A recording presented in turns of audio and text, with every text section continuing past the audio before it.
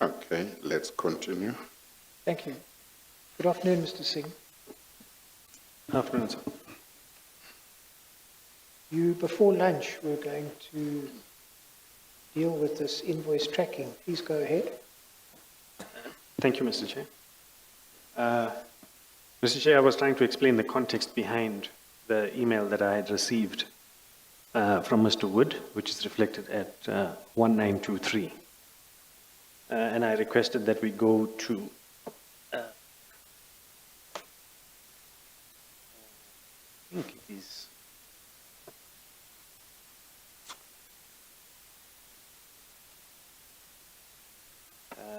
Mr. Chair, bundle 5B,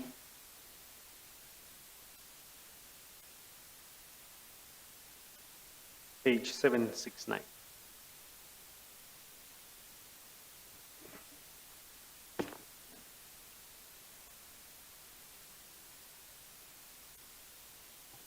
Five B.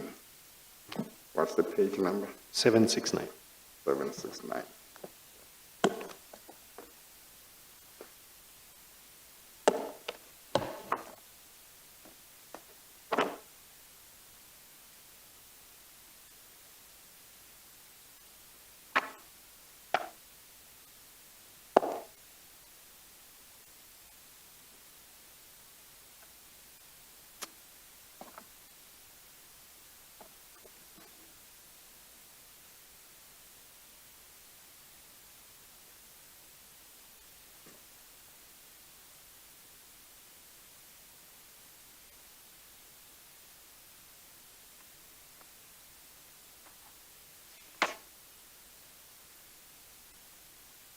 Yes.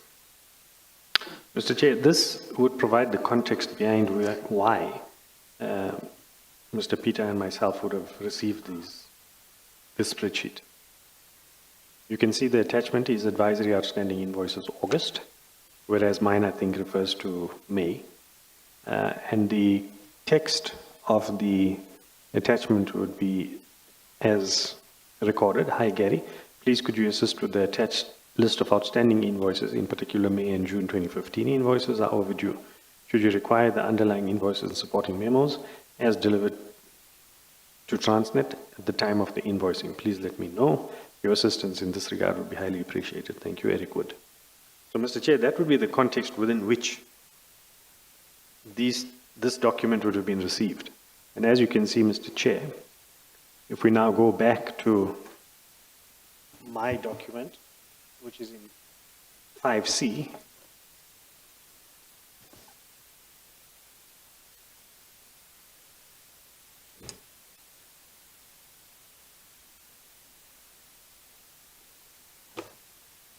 Yes. basically you would see that again it refers to outstanding invoices.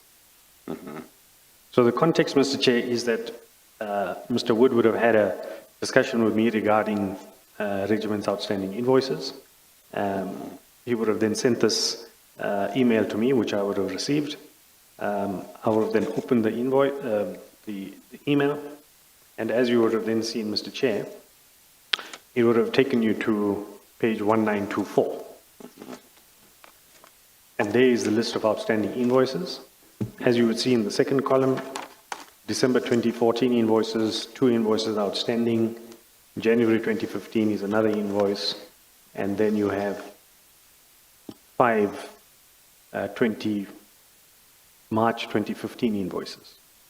And there's a whole host of April, and then you'll see February, January, and February invoices as well in the last block. So, Mr. Chair, this is the context within which the email would have been received by myself, and I would have then dealt with it accordingly, Mr. Chair. The other point to make, Mr. Chair, is that if you have reference to page 1924, Mr. Chair, you would understand that an email that you would receive would look like 1923. So that's what you would see when you open the email. Then there would have been an attachment that was attached to the email, which is then 1924. And Mr. Chair, I think the investigator here is trying to basically say, which is what I would have seen when I opened the attachment, is this list of outstanding invoices. And that's all I saw, Mr. Chair. I had no knowledge or clue that the spreadsheet contained all of this other documents that are reflected from page 1925 right through to, I think, 1935, if I'm not mistaken, Mr. Chair. These documents that are attached to the reference bundle from 1925 to 1935 would require that you actually physically do something to the spreadsheet to be able to access these, let's call it hidden data. And you will see, Mr. Chair, as the investigator has written on 1924, he said 3, unhide. So if you performed a function on Excel to unhide columns G to J, then you would see these columns. If you then had to unhide the rows on 1926, it would then reflect those rows. 1927, if you performed an unhide of those tabs, you will then see the March tab. You will then see the April tab, the May tab, and so on. But this required physical, firstly, you needed to have knowledge that these things were there. Secondly, you then needed to actually go and physically unhide these things.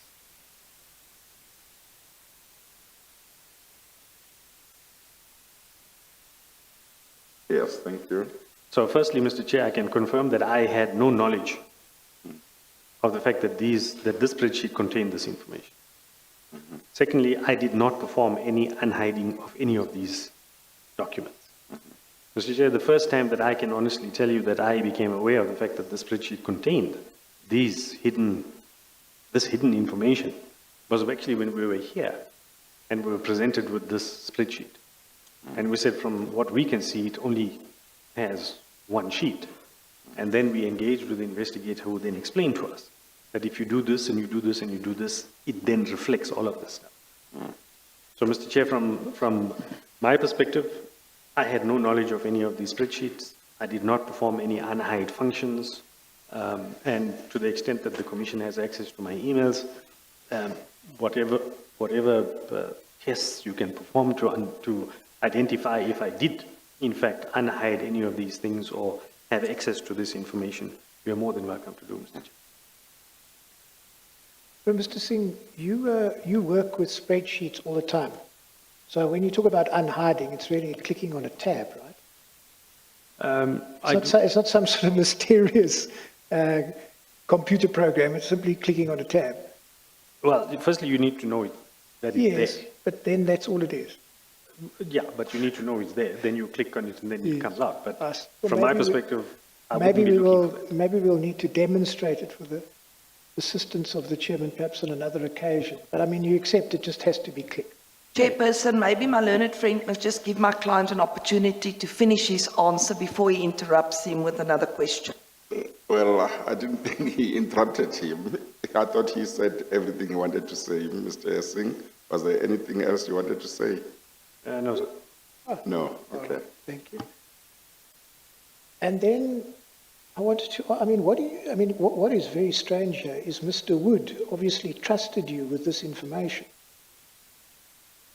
Well, I don't know if Mr. Wood actually knew that this information was there. Or if Sorry? I said I wouldn't know if Mr. Wood knew this information was there or not. It's one thing for you to say you didn't know it's there. It would be quite another thing to say that Mr. Wood, these are his spreadsheets that he's sending to you, wouldn't know it's there. Well, hence I'm saying I can't speak for Mr. Wood. All right. So, just that I understand this, the email from Mr. Wood to you says that you requested the list of outstanding invoices. Yes, sir. Is that right? Well, according to the email. And would that be normal? I mean, I've seen, you've seen, for example, in the Eskom judgment, you came in for a lot of criticism in dealing with service providers in respect of the payment of invoices. You remember that? Well, it's not, in my view, it's not extraordinary. I think, as Sorry, I I said, can't hear you, Mr. Singh. I'm saying it is not extraordinary for a CFO to deal with outstanding invoices. As you would have seen, Mr. Besta and Mr. Samshin also were complaining about outstanding invoices and wanted to have a meeting. Yeah, except you say you never went to any such meeting and had Exactly. nothing to do with them. Exactly. Yeah, I don't know how that helps you. No, I'm saying, but it's not unusual on their version to be dealing with the CFO for Yeah. outstanding invoices. Well, just in relation to that, that's very unusual because there was in a meeting at a restaurant and Mr. Esser was there. Mr. Chair, we're going to traverse this again. Maybe you shouldn't go down that road. All right. Well, you brought it back, Mr. Singh. Okay, so I've asked you about how you would unhide these columns, and I've asked you about why it is that Mr. Wood would trust you with this information. Is it your version that you didn't know anything about these payments to Chavita, Homex, and Albertine? No, sir. Not at all. No, sir. I mean, you didn't even know that they were supply development partners. No, sir. Let's just have a look at this. And do you accept as well, when one works with a spreadsheet, that what one does if you hit a tab or unhide columns, really what it does on your computer is it enables it to become bigger because not everything fits the first time round on the first view, correct? I don't understand. Well, Mr. Singh, you presumably have very sophisticated computer skills. I would say I'm average. And I would assume that you've got good Excel computer skills. I would say average. No. Yes, but you, as the Group Chief Financial Officer of Transnet and Eskom, this is your bread and butter. Excel spreadsheets, correct? Not really, sir. Mr. Singh. You don't want to associate yourself with average, Mr. Singh. Do you want to do that? Well, Mr. Chair, if you're the Group CFO of Transnet, Mr. Chair, it doesn't mean to say that you actually work with Excel spreadsheets every day. Yeah, well, Excel spreadsheets are prepared for you. That was on a lighter note. No, but I'm responding to Mr. But I'm being honestly, I mean, is this not your bread and butter? No, Excel spreadsheets? no, sir. Well, how, all right. Well, we'll come to perhaps a demonstration in time, but are you not suggesting that you're unfamiliar with the working of Excel spreadsheets? I'm familiar with the working of Yeah. Excel spreadsheets. As I said to you, I am. If you had to grade me, I would tell that my self-assessment on Excel would be average.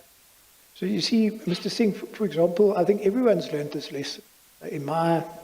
What's happened to me is an attorney I've sent you the information, you get the Excel spreadsheet, you phone the attorney, you say it's not here, and he says, you idiot, you press that tab and there's the next spreadsheet. I mean, we've all learned those lessons, Yes. hey? Correct? Yes. Can we just have a look at some of the other stuff that was sent to you? Go to 1927. 1927. 1927.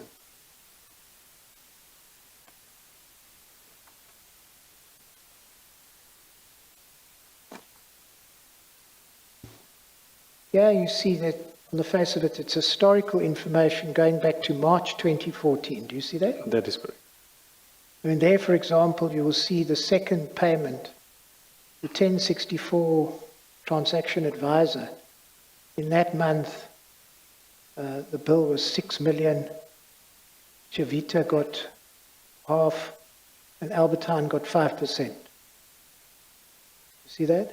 That's correct. And then if you go to 1928, again, it's another representation of that. You see the 1064 advisory services in March. Yes, sir.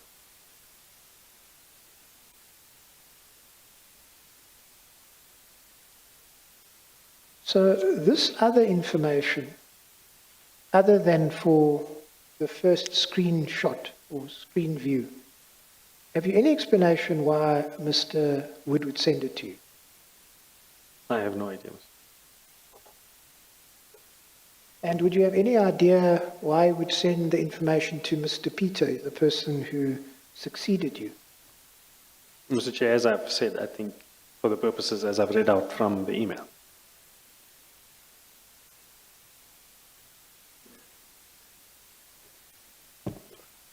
Then, if we can go back to, did you have an opportunity to look at those McKinsey confinement contracts over lunch? I did so. There's just the one question, and that is the issue of confidentiality. Yes, Mr. Chair. I think from the documents as we've gone through them, the reasons for the confidentiality is not mentioned. And Is not? is not mentioned. And I would need some time to go through my records to identify the reasons for those, the need for the confidentiality. Also, Mr. Chair, these documents that what was placed before us today, was not part of the as I mentioned, it was not part of the 10-6 notice in order for us to respond to Mr. Volvink. The particular documents relating to NMPP SWAT, manganese and coal and iron ore, were actually requested from the Commission when we engaged with the Commission relating to the 10-6 notices. And these particular documents were not provided for us. So, Mr. Chair, I would respectfully request that we be afforded some time to be able to deal with these documents. And it would seem like we are coming back for another day. Well, I don't know about that, But either way, Mr. Chair, we will deal with them. We're happy to afford you that time. Just so that you know, of course, you were sent the whole of Mr. Formick's affidavit and all the annexures. And these issues are in the summons, but I'm more than happy to provide you with the time. It's a difficult issue. Chairperson, sorry. Yes. My learned friend can finish. I just want to place on record that what was sent to my client is the affidavit and one single annexure.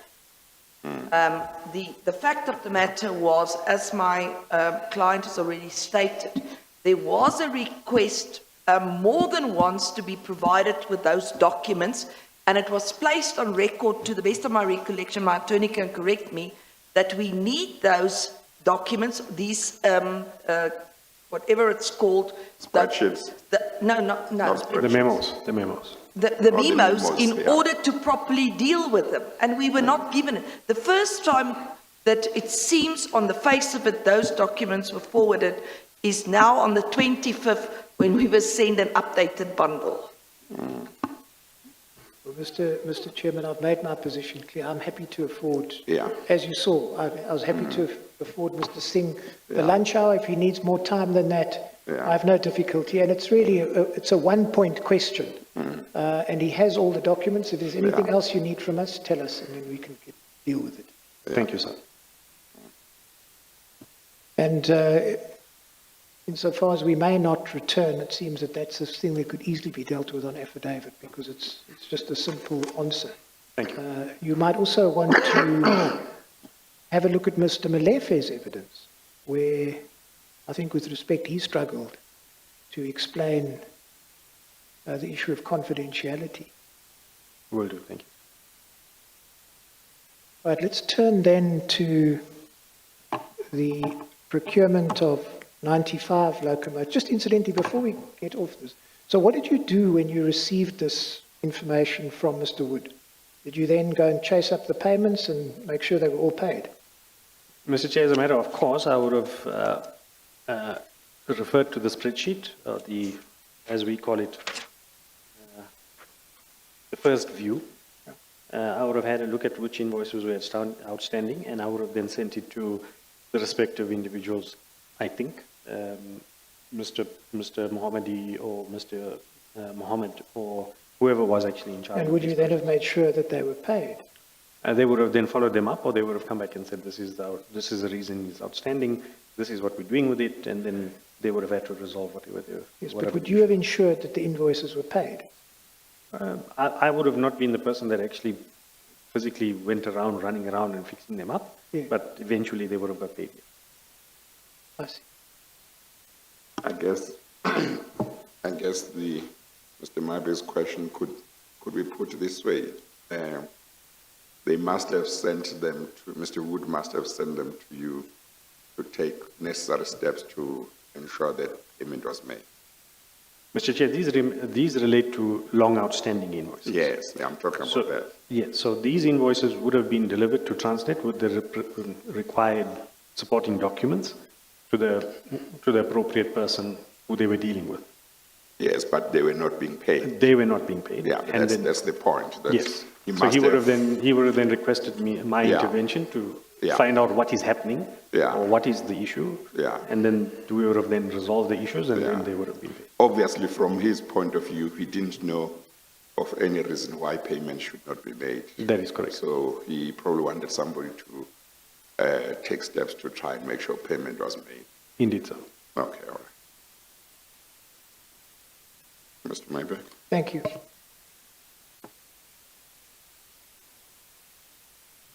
Just on that, just one related thing. When did you first come to learn that Mr. Esser was involved with Trillian, was an owner of Trillian? I think it was when McKinsey informed us that they were not going to partner with Trillian anymore. I think that would have been March 2016. At the time at which you were at It Esser? is. March 2016. Yes.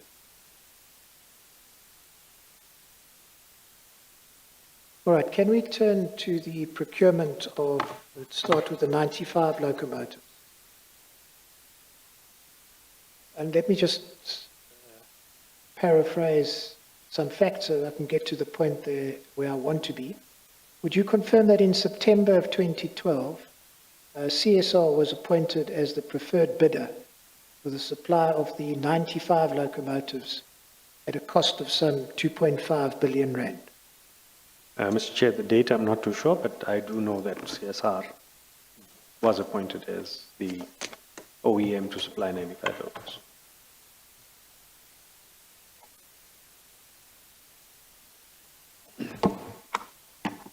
Can we go, please, to the POR bundle, Sorry, sir. Transnet Bundle 6? Just give me 1 second.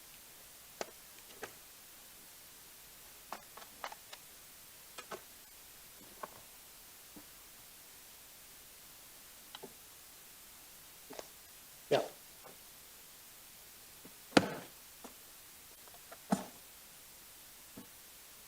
You'll see there at page 93. Black numbers again? Yep.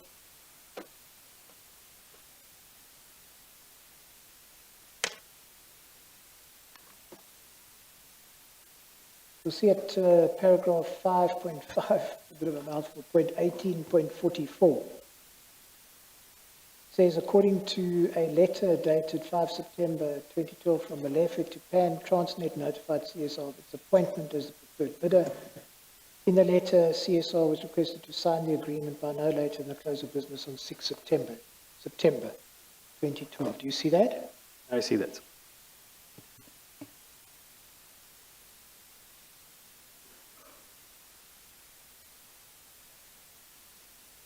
If I could ask you please to go to page 39, and this is in the section dealing with the 95 locomotives. 39. 39.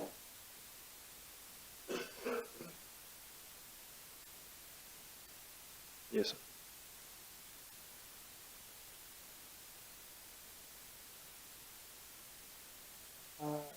With reference to the table at page 39, would you confirm that at this time, in September 2011-2012, Mr. Sharma was a director of Transnet and a member of the BADC?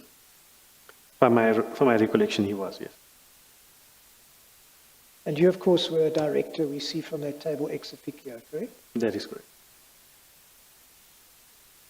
And we know that in August of 2012, Mr. Sharma was appointed as the chairperson of the BADC. You know that? 2012. I think it's 2013, I beg your pardon. No, this table refers to 3 August 2011. Yes, exactly. That's why I'm trying to work out if you know when Mr. Sharma became the chairperson. Oh, no, I wouldn't. You didn't know that? No, Okay. no. All right. So what was your involvement in the acquisition of the 95 locomotive? Mr. Chair, if I recall, I had actually a limited involvement in the acquisition of the 95 locos. It was really a project that was run by Transnet Freight Rail.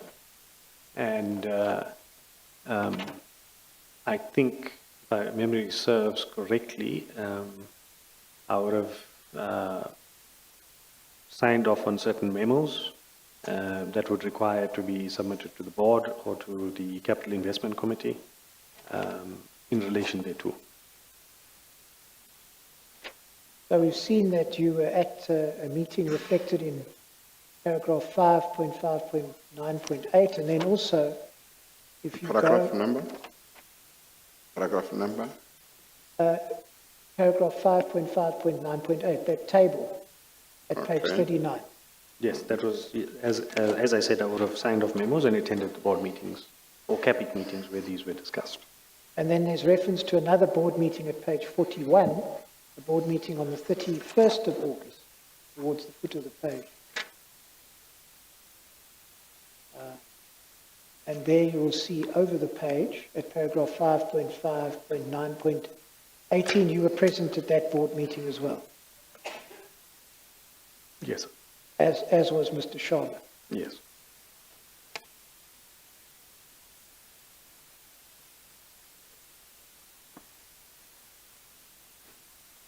Now, as you know, the money flows investigation has revealed that CSR, in relation to the 95 locomotives, and Regiments Asia, which is another of Mr. S's companies, entered into a BDSA with it getting in this instance, a 20% kickback. And as I have the evidence to date, money flows have identified that payments to the tune of some $17 million have been made by CSR in this regard. I take it you say you had no idea of the involvement of Mr. Esser and or Regiments Asia. That is correct, sir. Now, Mr. Singh, perhaps I could just ask you to comment on this generally. And how is it that there's 20% fat left? Assuming that that was the kickback that was paid here, is that possible? Mr. Chair, I would not be able to comment. I'm not au fait or in any way an expert on locomotive pricing, so I wouldn't be able to comment. So when we get to the 1064, and something perhaps one might want to reflect upon. I mean, there you were in the negotiation. Yes, sir. There's also one of these BDSAs concluded there, it's a 21% kickback. How could there have been enough fat for a 21% kickback if these negotiations were conducted thoroughly and in a bona fide way? If there was hard bargaining, how could it be that there was enough space, if you get the point I'm making, to pay that kind of kickback? Well, as I said, Mr. Chair, I wouldn't be able to comment in terms of the margins that the OEMs believed was appropriate for them to earn. Certainly from what I can recall of the process that was followed for the 95s and the 1064s, it was a very thorough and rigorous process in terms of the negotiation that occurred. Well, one would have thought that quite some work would have been done to ensure that if there was an inflation of prices, that would be picked up. That is correct, sir. And if it wasn't picked up that there was so much that could go to kickbacks. Doesn't look like a proper job was done in terms of checking. Well, Mr. Chair, as I said, from my perspective, I think all of the escalations were justified and were as a result of economic variables that had changed during the tender phase as well as the contract negotiation phase. And I guess we'll deal with that when we come to the 1064 locals. I mean, it's difficult to say that if the price includes 21% kickback, can be said that the price is justified. Well, That's Mr. such Chair, a high amount of kickback. well, Mr. Chair, as I said to you, if the OEMs decide to make a lower margin for whatever reason, then that's something for them to decide, but nothing to do with Transnet. So my back. Yes, thank you. Do you know what the margins are in locomotives? And not offhand, no. But I mean, was it something that you engaged in during the course of negotiations, presumably? It's not something that one would ordinarily pick up. So it's very difficult information to get hold of. And that was one of the reasons why the transaction advisors were appointed, particularly Art. Do you see the irony? One of the reasons why transaction advisors were appointed. I mean, do you see what happened with those transaction advisors? Yes. You rely on them to advise you.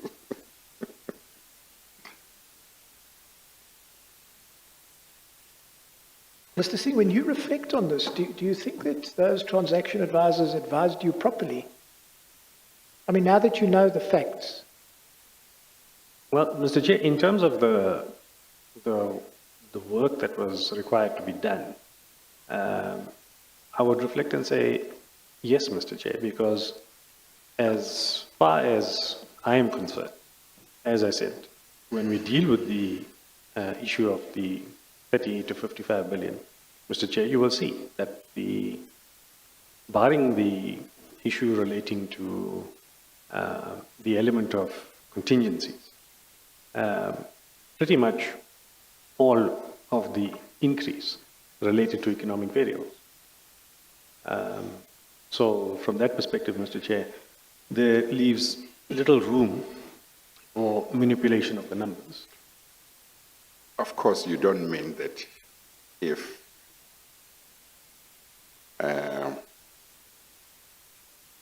we could go back in time, you would still use them. Mr. Chair, well, having known what we know now, but given the same information then, we probably still use them. But given what we know now, maybe not.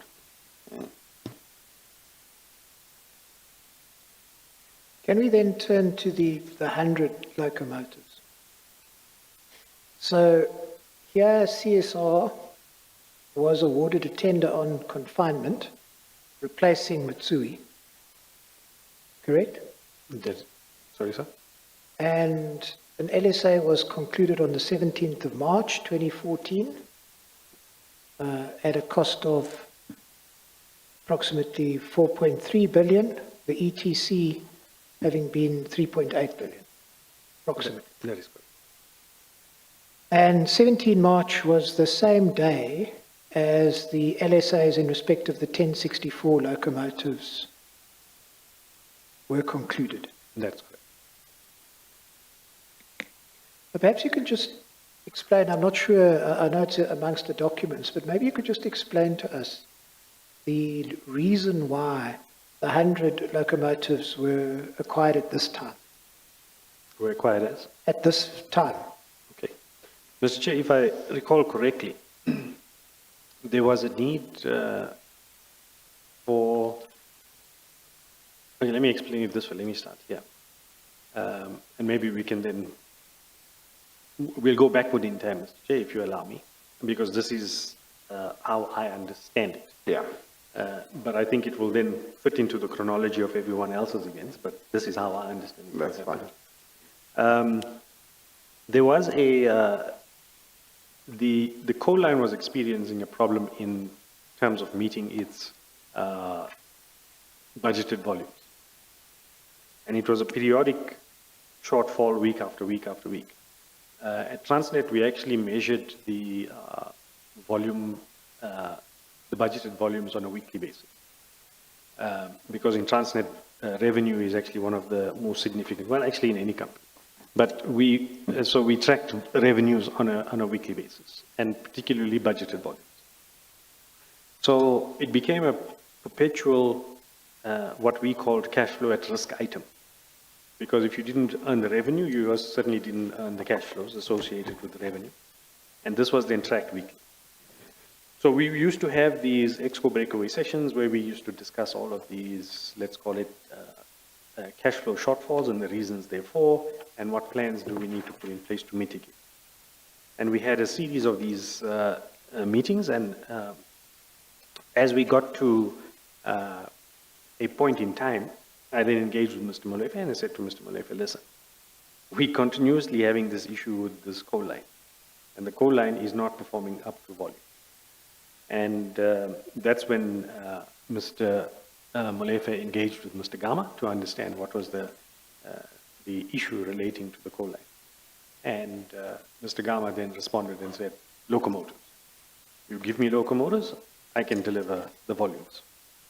And the coal line locomotives that were required was contingent upon the 1064 locos having come on stream at a certain point in time, which would have then allowed for some general freight locos, I think, to have been deployed to the coal line.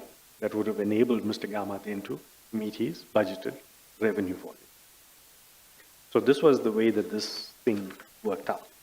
That the cash flows at risk on the coal line was due to a lack of locomotives, and therefore it triggered this procurement event. All right. Now, we know that at this time, Mr. Sharma was the chairperson of the BADC's director. We know also that SA, in the form of Regiment's Capital, here as well, concluded a BDSA with CSR for 21% kickback. There's just one question which I perhaps haven't asked you that I would like you to comment on. Have you got any idea what it is that Mr. Essa, you've looked at some of these agreements. I think you've looked at the Tequesta agreement. That they were part of the bundle. Why do you think, are you able to proffer any view, why was CSR paying this money, this kickback, for what? I would have no ideas. You've read the contract. Yes. They seem to indicate that they're brokers and they have influence and they can pull off the deal. Yes, sir. Do you say that didn't happen? No, sir.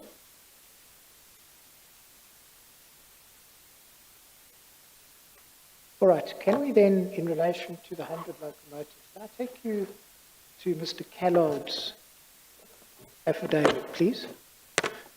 That you find at Exhibit BB4A.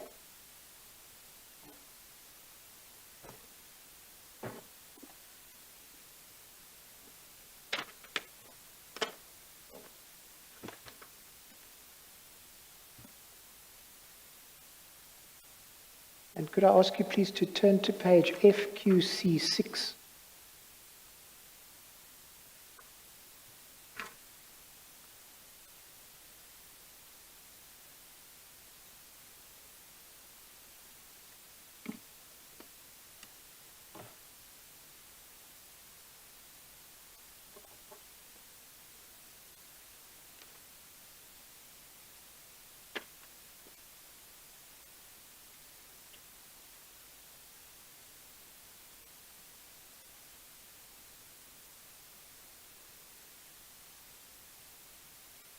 So, Mr. Singh, this is stuff that we've been through with other witnesses, and the chairperson is familiar with it. I'm going to try and paraphrase it and walk through this quickly. If at any time you either want to look more carefully at it, please feel free. But I'm just trying to set out the chronology and sequence so that we can get to the point that I'd like to question you on. You see at paragraph 26, at page 6. Mr. Kellard says that he prepared the first business case in April of 2012. And then at 26.1, he says in September, October 2013, he was requested by GAMA to update the memorandum to the BADC.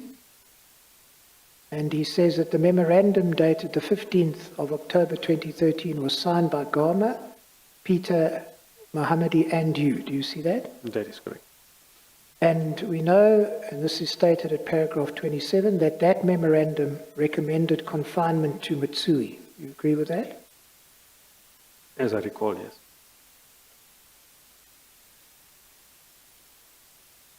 So that's in September, October 2013. If I could ask you to go forward then to paragraph 32 at page 7, he says, I was informed through an SMS from GAMA on 21 October 2013 that the Group Chief Executive, Mr. Molefe, had withdrawn the memorandum at the BADC meeting on the same day. You see that? Yes, sir. Then at paragraph 34, Mr. Kellard said, I later prepared an updated version which GAMA signed on 25 November 2013. You see that? Yes. And then if we go to the next year, January 2014, at paragraph 38, at page 9, he says, on Monday, 20 January 2014, I mailed a PDF version of the revised business case to GAMA. You see that? Sorry, where are you now, sir? Paragraph 38, page 9. Oh, sorry. Yes. Let me go through that again. On Monday, 20 January, I mailed a PDF version of the revised business case to GAMA. You see that? Yes. Then he says at 39, paragraph 39, on the morning of Wednesday, 22 January 2014, I received a mail from Lindiwe Adleche from Supply Chain Services requesting my assistance on formatting my memorandum of the previous Monday. When I perused the memorandum, I noticed that the memorandum had been changed to give effect to confine an award to CSR for 100 electric locomotives. Do you see that? That's correct. So that's on 22 January. If I could take you then, please, to page 10 at paragraph 44. He said that I deliberated long and hard on the Wednesday evening on the implications of what I had learnt. On Thursday afternoon, 23 January, I emailed GAMA and Gianni expressing my concern at the unilateral changes to the business case stroke memorandum I had submitted on the Monday. And then if you go to paragraph 45 at page 11, it says, my email to GAMA and Gianni opens with, and he quotes, this is a difficult mail to write. In helping to format a recent version of the 180 locomotive business case on Wednesday 22nd, I noticed that the case was changed from that which I had submitted on Monday. This mail is because of the nature of those changes and the implications. The implications are technical, and the rationale for the acquisition, which was speedy delivery to mitigate MDS volumes at risk. You see that? I see that. And then he sets out at paragraph 46 what his concerns were. And then if you go to paragraph 48, he states that during the preparation of my statement, the Commission provided me with 3 pertinent emails from which it is evident that GAMA Singh and Molefe had knowledge of my concerns, per the email trail below. Sub 1, the first was an email sent from GAMA to Singh late on 23 January, essentially reflecting my concerns. It reads, and this is now from Mr. GAMA to you, Hi Mr. Singh, I'm afraid the submission on the 100 locomotives is a mess and will need to be withdrawn. The 20E locomotive is a 22-ton per axle locomotive suitable for GFB, while the 19E locomotive is a 26-ton per axle beast suitable for the coal line. The two locomotive types are not interoperable. While CSR can make additional locomotives in China in a very short space of time to mitigate against MDS volume loss, this will be counter to our localization strategy and would have to be spelt out. The 85 locomotives to be assembled by TE is not yet commenced, so we cannot yet make an argument that this would reduce the risk. You confirm having received that email? Mr. Chair, again, I don't recall the email, but if I don't have any reason to believe that I did not receive it. Well, it seems you must have, because at 48.2, the second email that was provided to Mr. Callard was from Singh to Gama on the morning of Friday, 24 January, saying that they would discuss the matter this morning. Let me take you there so that you can refresh your memory. If you keep your finger at page 12, you can turn to page 221. 221.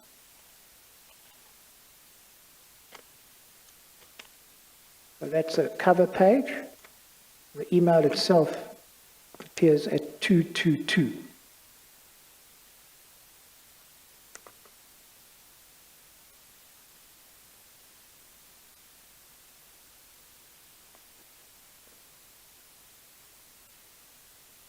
So there you find Mr. Gama's email at the bottom, and then your response on the 24th of January, the morning, 7:02. Let's discuss this morning, on 24 January. I see that, sir. And if you go back to page 12, paragraph 48.3, the third mail, also on the morning of Friday 24, was where Singh forwarded Gama's mail to Malefe for information. That you find at page 225.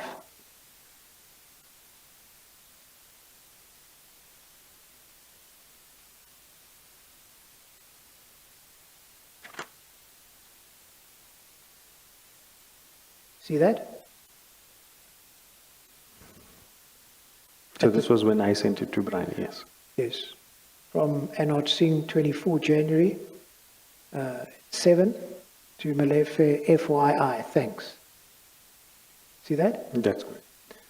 Then if you go back to page 12, there was that day a BADC meeting, correct? That's good. And let's go to those minutes. Those you find at page 228.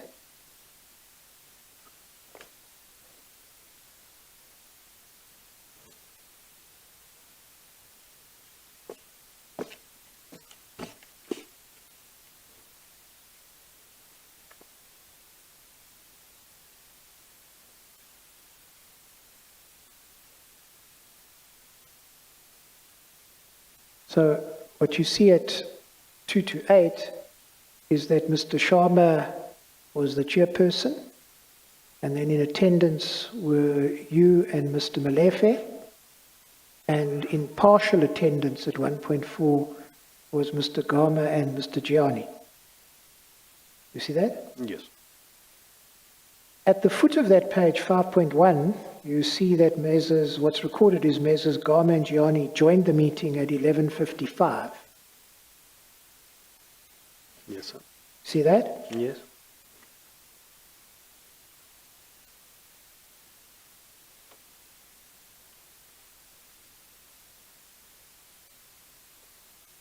And what we see at page 232 is the acquisition of the 100 locomotives was then discussed as item 5.2. Do you see that?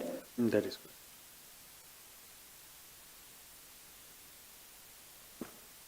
And then if you go to page 237, you will see just above item 5.6 that Messrs. Gama and Gianni were excused from the meeting at 15:03. is correct.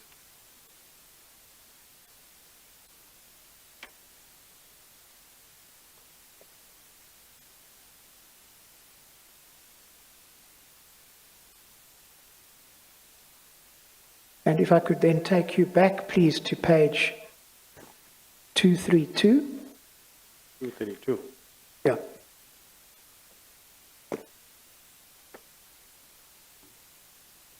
So it reads at 5.2.1, management took the committee through the submission as contained in the pack.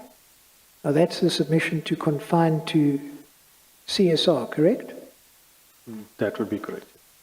The submission was taken as read. The purpose of the submission was to request the committee to, and it reflects then B, recommend that the board approves the investment in and procurement of 100 electric locomotives required for the coal export line, estimated at 3.8 billion. And C, recommend that the board approves the confinement and award of the procurement of the 100 electric locomotives. You see that? Yes, sir. And ultimately that carried the day, is that right? Sorry, couldn't you? That was recommended. Yes. Yes.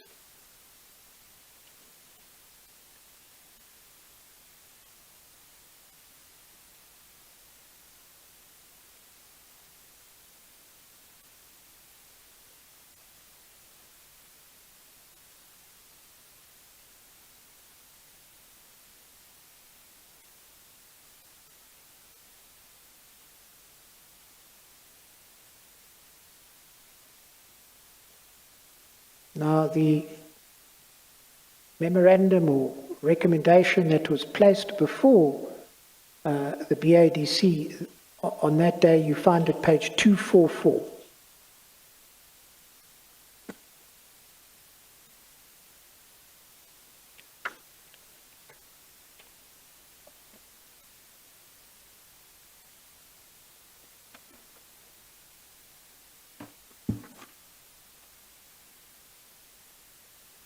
You see that?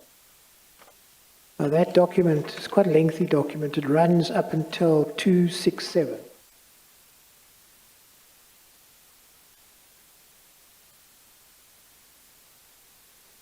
That is correct. And it was signed by you, I think it appears the 21st of January, is that right? That is correct. And by Mr. Molefe on the 22nd of January. That is correct. Now, perhaps I could just ask you to explain to the chairperson how this change, almost overnight change, came about. And perhaps I want to just start off by pointing out to you that Mr. Garma didn't sign the memorandum which I've just taken you to. You know that. No, I've seen that, yes. Could you just explain you know that a lot of evidence has been given about this. Just explain, or please explain to the chairperson how this change came about. Well, Mr. Chair, as I've mentioned before, the issue of the locomotives emanated from the issue of the weekly revenue reports that identified the coal line as an underperforming business unit of Transnet Freight Rail. And the reason, therefore, that was given by Mr. Gama was the issue of the tractive effort or the locomotives. At that point in time, Mr. Chair, Mr. Molefe, I think at that time or during that conversation with Mr. Gama, if I may be mistaken, decided that we should then basically confine to CSR. I'm not too sure if it was in that conversation with Mr. Gama or at a later stage thereafter, but it was then decided that we would then acquire the locomotives from CSR rather than Mitsui. This, you say, was in conversation with Mr. Garma. As I said, I'm not remember I said you asked the original question and you said, how did this 100 come about? And I said, listen, the 100 came about as a result of the underperformance of the coal line relative to our revenue tracking that occurred on a weekly basis. So when the revenue tracking indicated again that the coal line had underperformed, I engaged with Mr. Molefe to understand what are we going to do now. because yet again the coal line is underperformed. And this would have been on the back of previous engagements that we would have had with Transnet Freight Rail in terms of what are they doing to mitigate these volumes that are constantly being shed on the coal line. So when I had gone to Mr. Molefe to raise this continued risk relating to the coal line, he then engaged with Mr. Gama to understand what was the problem. Yeah. And then Mr. Gama, conveyed to Mr. Molefe that the issue was the fact that he didn't have effective effort. Yes, I think you and I are missing one another. I'm talking about the change, Hence the overnight change. Hence I'm saying to you Right. that the decision then was taken by Mr. Molefe in that conversation, whether it was with Mr. Gama on the phone or with me thereafter, I can't exactly remember. But then the decision was made by Mr. Molefe to say, let's confine to CSR. Yes, but what caused you to confine to CSR? There had been a confinement to Mitsui. No, I mean, I think we all accept the problem and the need for the locomotives, but it's the change that I'm interested in, from confinement from Mitsui to CSR. And that, what appears to be a change that, as you see, happens quickly.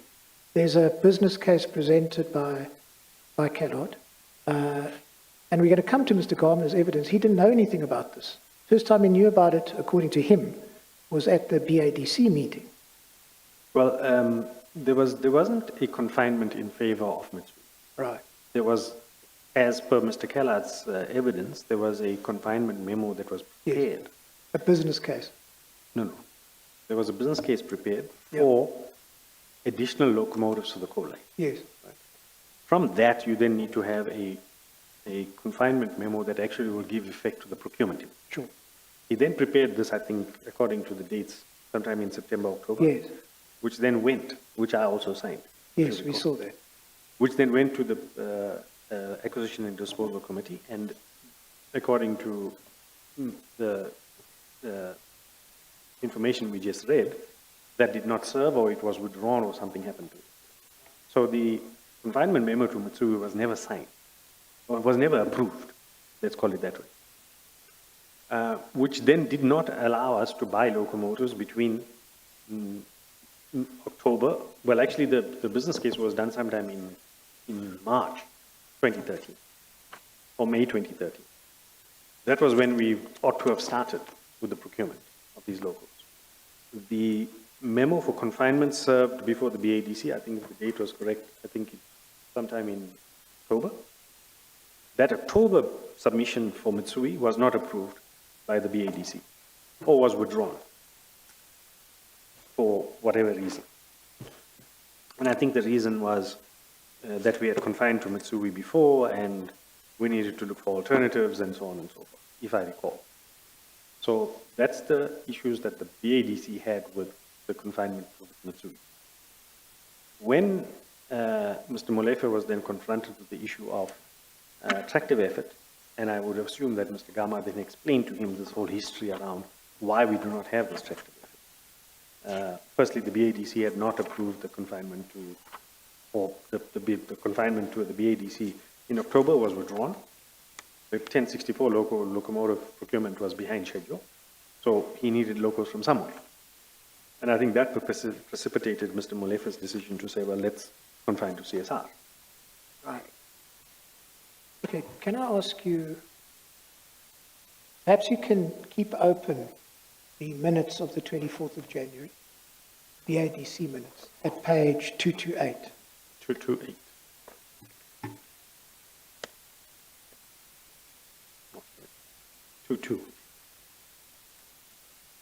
228, you said. Yes, of Kellogg. FQC 228. And then could I ask you please, Mr. Singh, to go to Mr. Gama's exhibit BB 28, bundle 7. Bundle 7.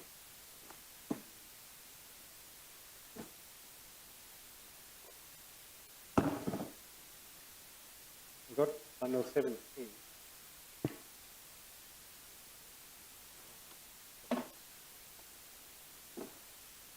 On this.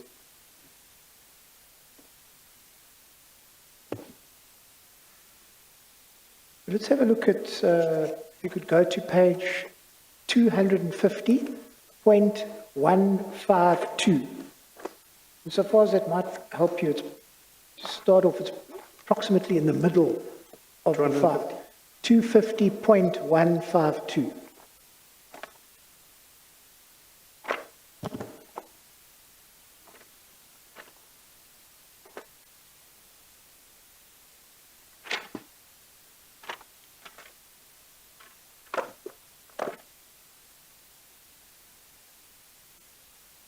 Are you at 152? Yes.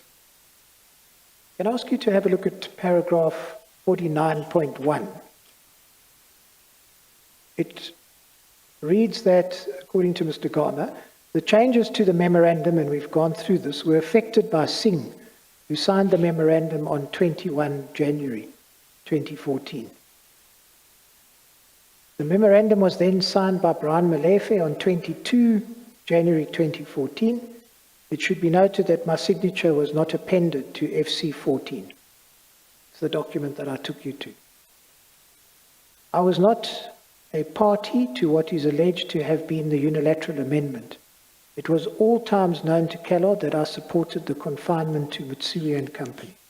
I just wanted to ask you, do you accept that the changes to the memorandum were affected by you? No, sir. I did not affect the change. Who affected the changes? I do not recall, sir, but the memorandum would have been brought to us, or brought to me by someone, I can't recall who. But I would have, based on the instruction from Molefe, we would have instructed someone to make these. Yes, but this becomes quite important. Instructed who? I would not believe it. What we have is we have a memorandum that's literally changed overnight. You don't know who did that, who gave input into it. Well, from Kellad's evidence, it would seem like Mr. Mdleche was the one who was charged with amending the memo. Yes, but who was the person instructing the amendment? I would have assumed that, given that Mr.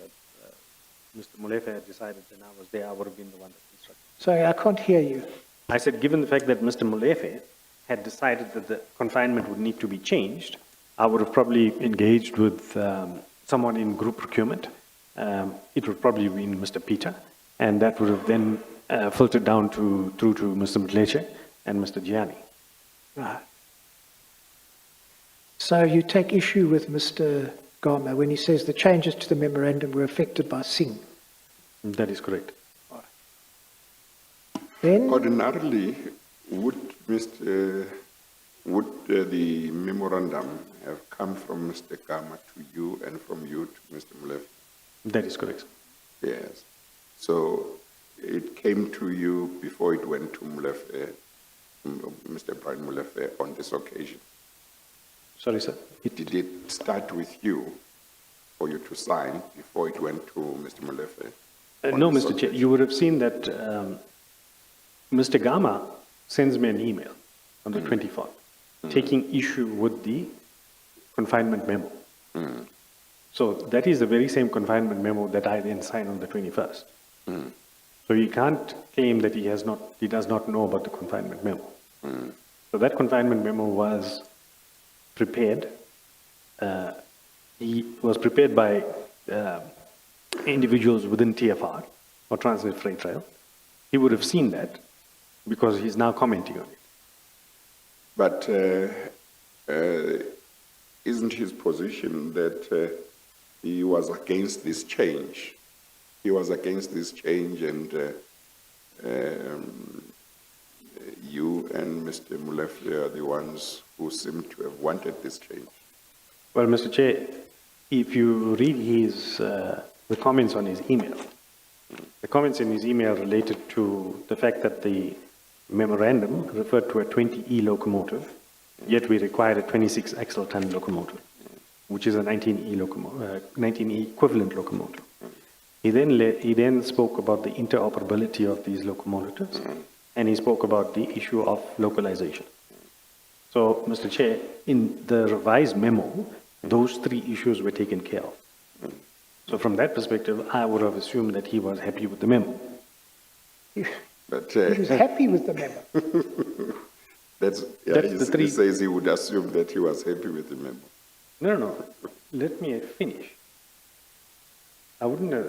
That was when he sent us these issues. You recall, I then said I will discuss it with you in the morning. Yes, which you didn't. I don't recall having the discussion with you, but I'm sure I did have the discussion with you. Because then those very same changes made its way into the final memo. All right, well, let's carry on with Mr. Garman's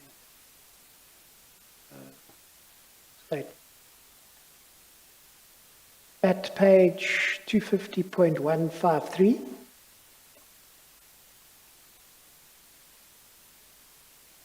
I recall having received a telephone call from Kellogg during the evening of 23 January when he informed me that confinement to Mitsui had somehow been changed to a confinement to CSR. 51.3, I indicated to him that I would liaise with Singh to establish what was going on. I sent the email referred to during the evening of 23 January 2014 after my conversation with Kellogg. The email was premised on input provided by him. At that time, I had not yet seen the email which Kellogg had sent me. It says, I agree with Kellogg concerning the matters raised by him. Then over the page at paragraph 53.1, I did not support the confinement to CSR, a fact well known to Molefe and Singh. The memorandum to the BADC was not signed by me. Want to comment on that? Mr. Chair, I have difficulty with that because on the morning of the BADC meeting, Mr. Gama, myself, and Mr. Molefe actually met in Mr. Molefe's office. And you would see that Mr. Molefe actually approved the memo on the 22nd. Now, when was the meeting of the BADC? I The think meeting 22nd. of the BADC Was that on the 24th. Yeah, it was the 24th. So I think the meeting on the morning of the 24th, there was a meeting between Mr. Gama, myself, and Mr. Molefe, where this matter was discussed, and Mr. Gama had accepted the fact that the confinement would be to CSR, and again, this is confirmed by the fact that he attended the meeting, and basically accepted that the confinement was now going to be at CSR.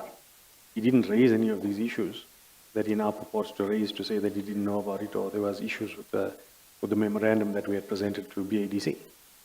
Well, Mr. Molefe has given evidence here. He, to the best of my recollection, it's something I hope I wouldn't have forgotten, never spoke about that meeting in the morning before the BADC meeting. It seems critical on what you're telling us. Well, maybe he just didn't recall it, but I certainly do recall that a meeting did occur on that morning. Equally so, Mr. Chair,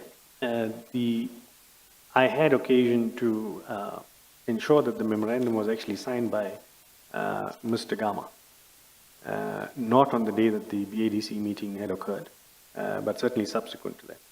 And once that memorandum was signed by Mr. Gama, I had occasion to file it with the company secretary. I'm not sure if they still have record of it or not, but the signed version of that memorandum was filed with the company secretariat. You mean the one that we have here where he has not signed? That you is say correct. there's a signed version where he If my signed. memory recalls, if my memory serves, Mr. Chair, there is a signed version of this memo filed with company secretary. So are you saying, apart from the existence or non-existence of that memo where you say, as far as you recall, he signed after the meeting, after the event, as I Yes. understand the position, are you saying that there was a meeting where involving the three of you, Mr. Gama and Mr. Molefe, That is correct. where you were discussing basically the memo, the issues in the memo? Yes, Mr. Chair. Yeah. And remember, Mr. Chair, this meeting is of quite a significance. It was not just that we were discussing the 100 locals. This is a meeting at which we were also discussing the 1064 locals. Yes, So it was the bulk of the meeting actually was to discuss the 1064 locals. yes. So, in my view, that is the reason for us actually having this meeting, or a briefing with Mr. Molefe, so that he could actually be briefed in terms of what was happening on the 1064s, as well as the 100. And you say he knew that at that stage the proposal or request was for the confinement to CSR, That is correct, Mr. and he did not raise any issues with that. No, Mr. Chair. I mean, the minutes are here, Mr. Chair. We presented with him being there, Yes. and he did not raise any concerns relating to the, Well, you're talking about the minutes of the board committee now. yes. Yeah. But you said there was a meeting earlier on. I thought you said there was a meeting earlier on involving the three of you. Yes, Mr. That's Chair, the and one that I'm was talking about. and that was a precursor to this meeting. Yeah, yeah, Else, Mr. Chair, I would have expected him to raise his concerns in this meeting. yes. Well, it would be interesting to establish if there is a copy that he signed of the memo, because when he gave evidence, my understanding was that he was certainly against this. But why would he be required to sign after? What would be the importance of him signing the memo after the event? Well, Mr. Chair, it would have been a matter of record that actually a signed copy of this memorandum that did exist. Mr. Chair, one of the issues that the board and the board committees insisted on was that when documents are put before them, that they actually are signed by executives, so that they know that, someone has looked at this. So one of the things that the Secretariat actually did enforce is that we always used to ensure that documents are signed before it's presented before the board. On this occasion, because it was an urgent matter, we requested the Secretariat to basically, or I undertook to provide the Secretariat that there would be a signed copy of this document that would come. And thereafter, a signed copy of it was, I made sure that a signed copy was presented to the Company Secretariat. And when would you have procured Mr. Garma's signature? I'm not too sure. But it would have been done in a few days, or it's not a matter of years or months. No, not years, certainly not years. But it was certainly not been a day or two thereafter. If I had to guess, it would have been the next time we either had an EXCO meeting or subcommittees of EXCO, so that when all of us were together again as a group. So, Mr. Singh, I mean, what you say now is very important. I'm sure you appreciate it. Yes. So just so that I make sure that I understand this, you say that on the morning of the 24th of January, you had a meeting with Mr. Malefe and Mr. Gama, Yes. and that whatever concerns Mr. Gama had expressed in his email to you, those concerns were satisfied, and he no longer had concerns. No, because as you would recall as well, that very same email that Mr. Gama had sent to me, I had then sent to Mr. I Malefe. understand that, but I just want to understand. Whatever concerns he had were resolved at the meeting between the three of you. Yes, because one of the reasons, Okay, sorry, let me not interrupt you. I was just going to say, one of the reasons for me to having suggested that the meeting happen was not to have the issues raised at the BADC meeting where everyone was having an issue with their own issues. And then you say he goes to the BADC meeting and he doesn't object, and in fact he agrees to the decision to recommend a confinement to CSR. Well, he was part of the meeting and there's no objections as recorded. And then, just to back that up, you say subsequently and shortly thereafter, he then signs the memorandum. I recall getting a signature from him, so yes. Which I then filed with the then Secretary, Ms. Ayanda Keba. So you say you filed it with Ms. Ayanda Keba. the company secretary? Yes. What was the frequency of the meetings of this group of three, yourself, Mr. Malefe, and Mr. Gama? How Mr. Chair, often did you meet? this was just an ad hoc meeting. Or Yes. what's your assessment? Would it be that it might have taken days, weeks, or months before you secured Mr. Gama's signature? I would have think maybe between, as I'm saying, logically, Mr. Chair, or practically, not logically, but practically, Mr. Chair, the chief executives of the operating divisions met or had more interactions with Mr. Molefe than myself.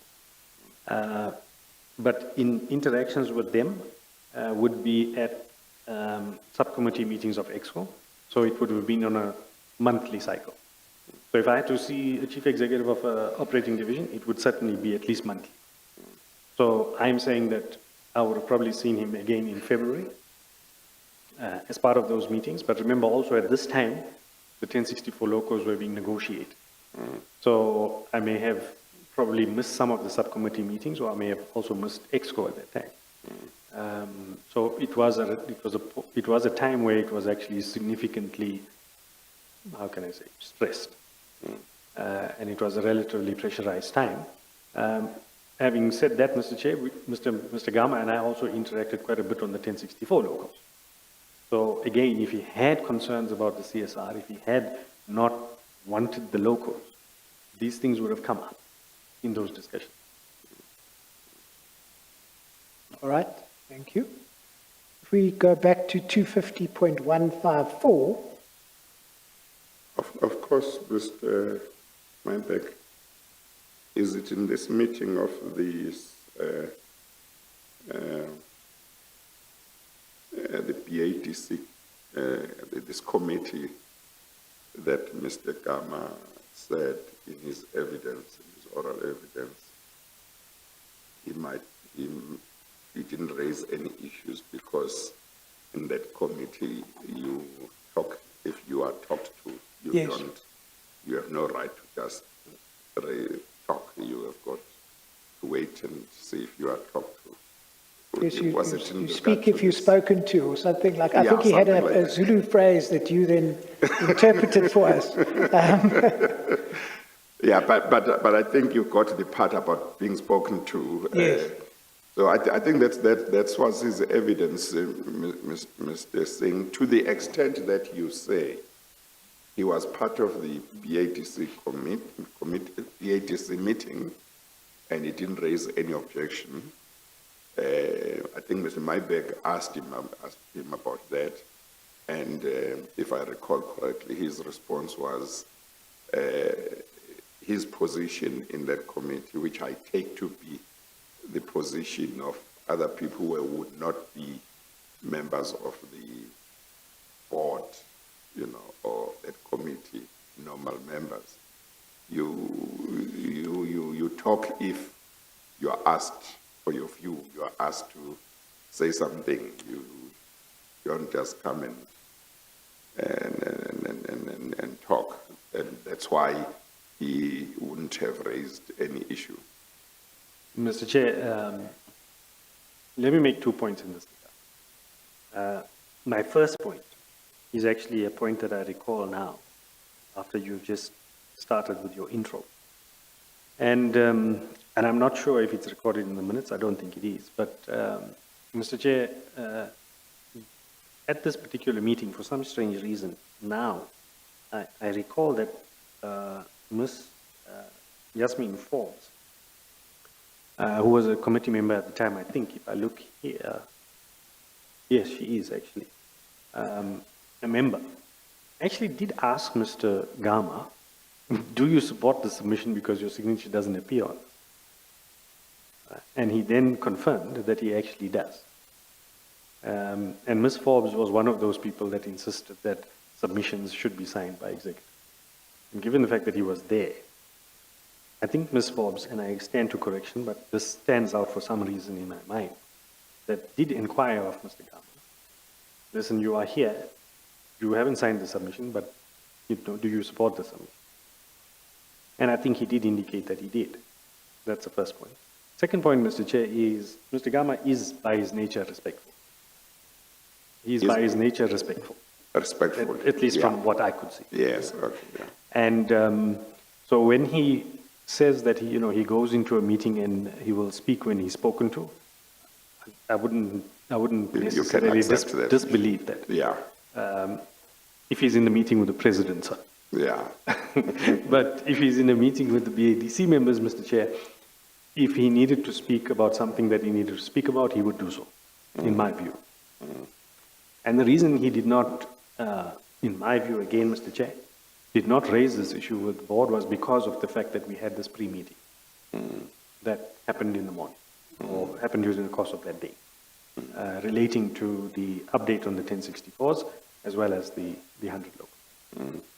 Well, he might not have said this, I'm not sure, but could he have taken the view that he need not raise this issue, express his own view, because you and Mr. Brown-Molefe had already taken a view which was contrary to his? He should not go to the committee and raise a minority view.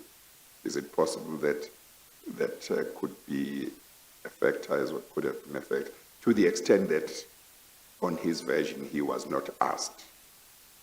Well, Mr. Chair, from my perspective, as I sat there, we had come to the consensus view, given the meeting of the morning, that the route that we were taking was confinement to CSR. Did you deal with this in any affidavit about this meeting that the three of you had in the morning, and about No, sir. you did not No, sir. deal with it? And about the resolution that you say he signed after the event, did you deal with that? No, sir. Okay, all right. Was there an affidavit of yours that responded to his, or there wasn't? There wasn't an affidavit responding to his, Mr. Chair. Yeah. I think we received a redacted version of his affidavit, and I think he only mentioned me once there. Okay. In fact, Chairperson, maybe just to place you in the picture, we received a extremely redacted version. If my recollection is correct, it was 2 or 3 pages. And we specifically again went on record and requested an unredacted version of Mr. Gama's affidavit, and I don't think we ever got it. Okay. All right. Well, maybe on the face of it, it might not have, well, I don't know, it might not, sometimes I think the experience within the commission is that sometimes it's very difficult to say whether an affidavit of one witness implicates somebody or not. The one part that we considered, and of course these are judgment calls, we may have got it Yes. wrong, Yeah. where we felt that Mr. Singh was implicated was in respect of Mr. Gama's version about the Yes. office, the alleged meeting with Mr. Essa. Yeah. But certainly, Chairperson, from the legal team's perspective, we're not going to make any issue of the fact that Mr. Singh hasn't set this out in his Yes. affidavit. Yeah. What's more important, of course, is for us to try and make sure that we understand the opposing versions. Yeah. Mr. No, it may have meant something if there had been occasion for him to respond, Yes. and he responded but didn't say anything. The other thing, of course, is that it might mean that we need to direct an inquiry to Mr. Gama and ask him Yes. to respond Yeah. to this version. I think that would be important. Chairperson, maybe one more thing. I think my learned friend will bear with me.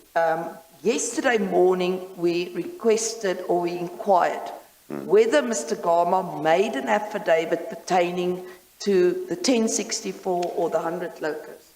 And we were told that there is no such affidavit. Mr. Gama. I'm not sure. I think my little friend and I might have got our wires crossed. I mean, they have Mr. Gama's affidavit. I might be mistaken, but there was specifically a request about an affidavit, and my recollection, again, I might be mistaken, was in respect to the confinement of the 1064 and the 100 locos. I fully agree with my learned friend. He made an affidavit, but I'm not sure whether he made it in respect of this particular issue. Okay, no, that's fine. Well, I'm busy reading Mr. Gama's affidavit to Mr. Singh. No, that's You can obviously obtain a copy from on the As I said, legal team. Chairperson, I might be mistaken. Yes. Might have been pertaining to Mr. Peter. Yes. And then I apologise to my learned friend, but I Yeah. recall there was an issue about that. It did, in fact, as I remember, relate to Mr. Peter. My learned friend and I have ring-fenced a number of issues. Perhaps Yeah. we should leave it at that and see if we can sort them out afterwards. Yeah, okay. Mr. Singh, if I could just carry on with Mr. Garma's version, please. At paragraph 54.1, he says, I've read the minutes, particularly paragraph 5.22. So what page? Page 250. Terribly sorry, Mr. Madak. Yes. What I forgot to ask is, do we know whether Mr. Brian Molefe ever spoke when he was giving evidence about this meeting that happened among the three of them? I've mentioned to Mr. Singh that to the best of my recollection, he didn't. Yeah. But that's something that I think we need to look at more carefully and perhaps ask him about as well. Yeah. And Mr. Singh, do you know whether Mr. Brian Molefe got to know at some stage that Mr. Gama ultimately signed the memo that he had not signed at the time of the BADC meeting? No, Mr. Chair, that would have been between Mr. Gama and myself, and I would have then submitted it to Committee. Okay. Thank you. Okay. So, Mr. Singh, I'm at 250.154, Mr. Garma's affidavit. Are you there? I'm there. All right, so let's pick up at paragraph 54.1. He says, I've read the minutes, particularly paragraph 5.22 of the meeting of 24 January 2014 of the BADC. Sub 2, it's clear to me that no one from TFR would have presented anything of the kind reflected in the minutes. As in by way of example, quote, management informed the committee that it was decided that a 26-ton heavy haul line by GE would perform better than a class 19E locomotive from Mitsui, close quote. The aforegoing caption is nonsensical in that not only is the heavy haul line not a locomotive, but also that General Electric GE only manufactures diesel locomotives, and therefore the specifications cannot be compared with those of electric locomotives manufactured, for instance, by Mitsui. Next subparagraph, again, he's quoting from the minutes, management motivated for the confinement in favour of GE. This was motivated by a submission that was previously withdrawn due to reputational issues that had emanated from old newspaper article. Management requested for a contract extension for Class 43E diesel locomotives by CSR, end quote. From the aforegoing, it is clear that confusion reigned between the procurement of diesel locomotives by GE, 43D in brackets, and the procurement of electric locomotives either from CSR and or Mitsui.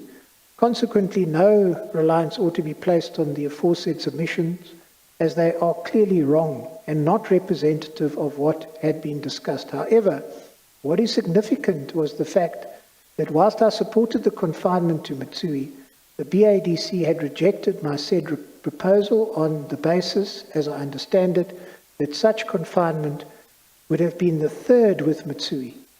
As it so happened, Brian Molefe later informed me that my Mitsui submission would have been stillborn.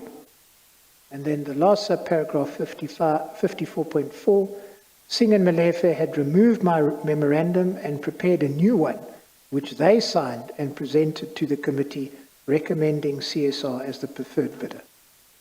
You want to comment on any of that? Mr. Chair, I think as the facts would point out that Mr. Gama was in possession of the proposed memorandum, or the proposed submission, which he commented on to me, which I then forwarded to Mr. Molefe. His comments were then taken into account in the final memorandum that was then submitted to the BADC. Mr. Chair, what he highlights as the discussions in the minutes, in terms of being, I would say, nonsensical, it doesn't not make sense the way it is captured. So what in my view he's alluding to is the fact that the minutes incorrectly capture the discussions that were occurring at the BADC. It does not mean that the submission that was presented to the BADC contain these errors.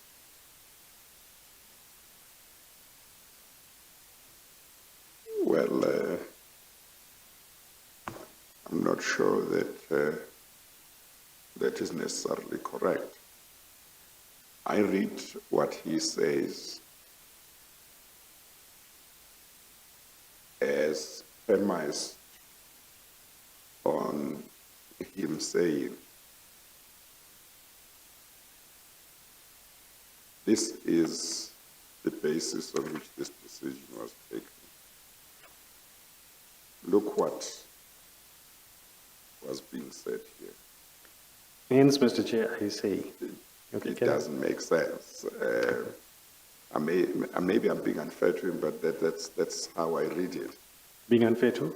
To Mr. Gama, that is, because the interpretation I put to what he says, I attach to what he's saying, makes him critical to those who made the decision, or maybe those who presented the case, whereas the interpretation the meaning you attach to it is more about the minutes and not about the people. Well, hence, Mr. Chair, the people could have only got this from the submission. So the submission is actually, I think you took us to the submission. It was that long one that After that. yes. The So, submission is at page 244. but in a different bundle, right? It's in Callard's bundle. Yes. 244.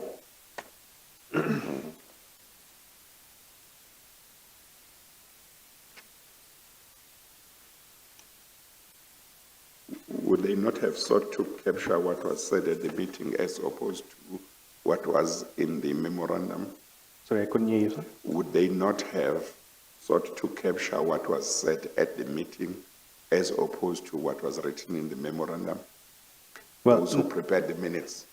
well, Mr. Chair, I can't comment for what they had captured, Yeah, but I can certainly comment on what was presented. yeah. Because what was presented was what was physically signed by myself, which is basically contained in 244 right through to 267. And Mr. Chair, you will see the reason why the references to GE come into the minutes is because we were asking for two things to happen. For confinement to CSR for 100 locomotives, 19 equivalents of 26 axle ton locomotives, and class 43 diesel locomotives from GE. So there were two confinements that were being done at the same time with one memo. So when the discussion was being recorded, I would assume that they were confusing CSR with GE and GE with CSR. And that's the reason why this is the way it is. And you would not have corrected the minutes when they were circulated? They should have been corrected. But do you remember having raised the issue? Because I assume that having attended, they would be circulated to you as well. I think they would have been circulated to me, Mr. Chair, but I don't recall having Okay, Mr. corrected Mbeki. them. Yes, thank you. And then let me take you to two other passages, please. Page 250.168 of Mr. Gama's bundle. 250 point. 250.168.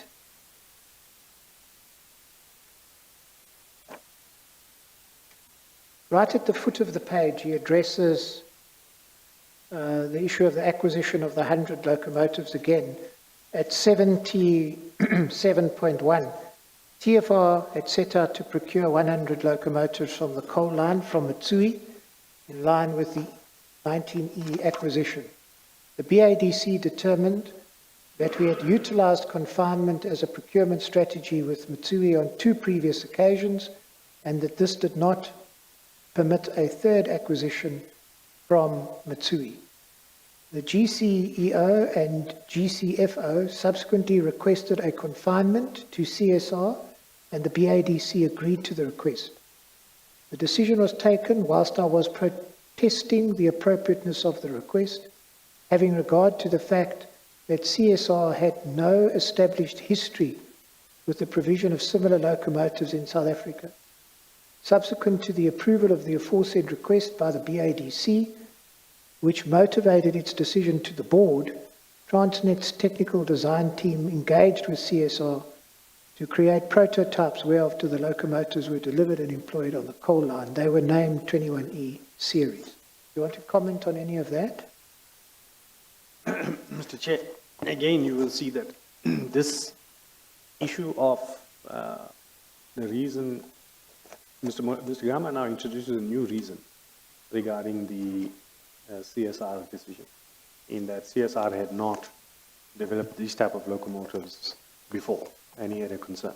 This is now an additional concern compared to his concerns that he had on the 23rd of January in the email that he had sent to me. Mr. Chair, also, I think when he says that Transnet technical design team engaged with CSR to create prototypes, where after the locomotives were delivered and employed on the coal line, I think I take issue with that, Mr. Chair, because you will have a reference to a document that I have included in my affidavit, not for this purpose, but it does address this concern that Mr. Gama has raised here. It refers to a, maybe we can actually find it, it will then make it much easier. Do we know where Harris report, in which affidavit the Harris report? Mr. Chair, just, I beg for a couple of Your legal team will have a look. If they find it, they'll let us know. Okay, it's Harris report. Harris report. I think it's in the 100 or the 1060. So, Mr. Chairman, I mean, perhaps we should if you'd like to take a short afternoon break for 5 or 10 minutes, and we can sort this out so that Mr. Singh and his council can be afforded an opportunity to converse. No, I think let's continue. If they haven't sorted it out by 4 o'clock, when we take the short adjournment. All right. Yeah, let's continue for now. Sure. So, Mr. Chair, while we look for the report is, well, we've termed it the Harris report. It is a report from Mr. Frikkie Harris. Mr. Frikkie Harris, I think, was the program director of the capital program within TFR. And the purpose of that report, Mr. Chair, was to evaluate the technical submission from CSR. So remember, this is how this would have happened, Mr. Chair. As I explained before, the confinement happens on day 1. So the confinement is approved. Once the confinement is approved, then an RFP relating to that confinement is prepared. So TFR went off and then prepared a request for proposal relating to the confinement of these 100 locomotives that we then required from CSR. I think that letter was then signed by Brian sometime in February and dispatched to CSR. CSR then would have had to respond with the requirements of that RFP for the 100. One of the returnable documents of that 100 RFP, Mr. Chair, I would assume, was the technical specifications of these locos. What would they do? What would they not do? How do they do it? And so on. And it was this Harris report, or Mr. Frikkie Harris's report, that effectively assessed the technical requirements or the technical operability of these locomotives with the current 19E Mitsui locomotive. And Mr. Chair, that report basically found that the 21E locomotives that were actually proposed by CSR were actually acceptable and adaptable and operable with the 19E Mitsui locomotives that were currently deployed on the coal line. So it did find one exception, which I think was a minor exception, but overall it said it was operable or interoperable. And when we find the report, we can read you the final conclusion of that document. Okay. Thank you. And then could I take you, just to end off on Mr. Gama's version, to page 145 of his bundle 7. 145. 145. Towards the beginning. And yes, sir.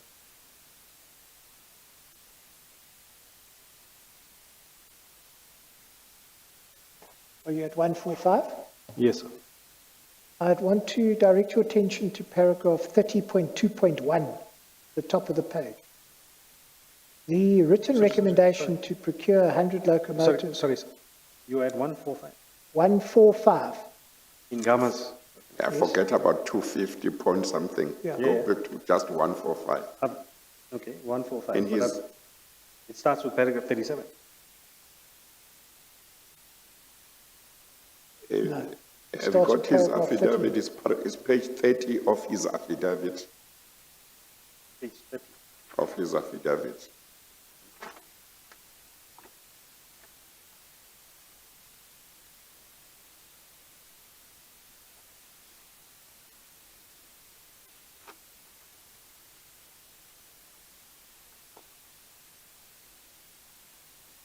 Okay.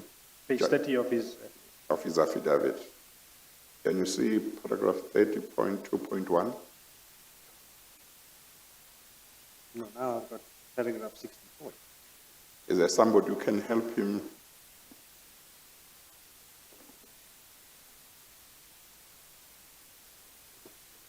Oh, sorry.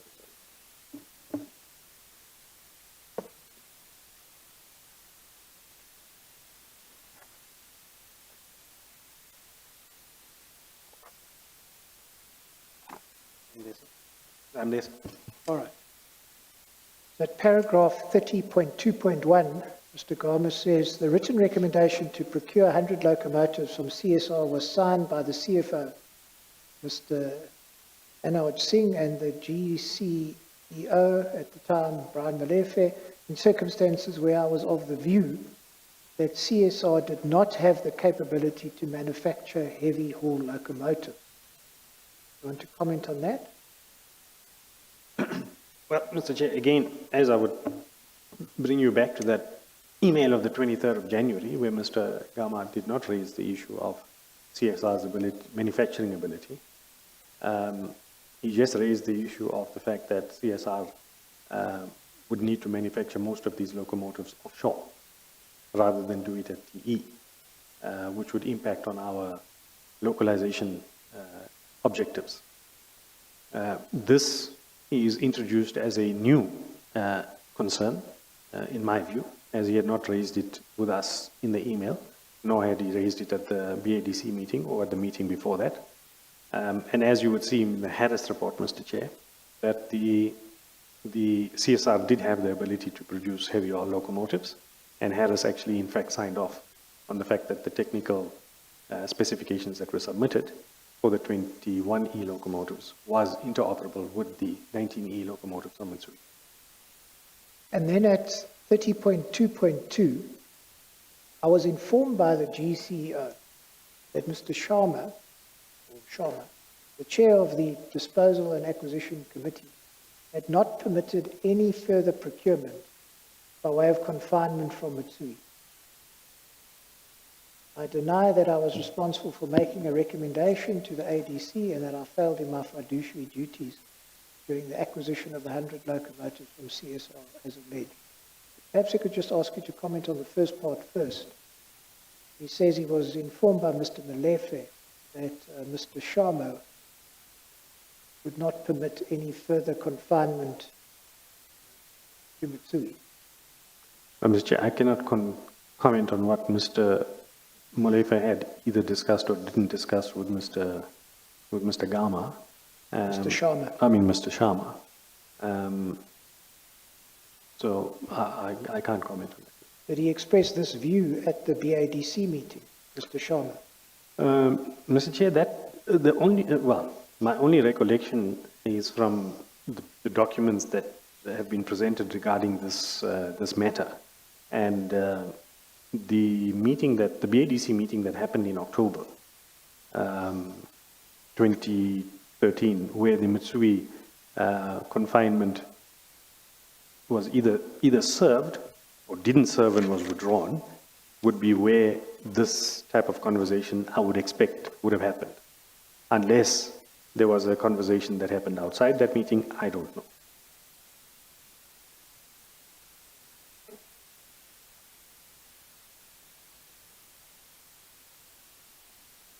Mr. Singh, this is an issue that you deal with in one of your affidavits. Perhaps I could take you to page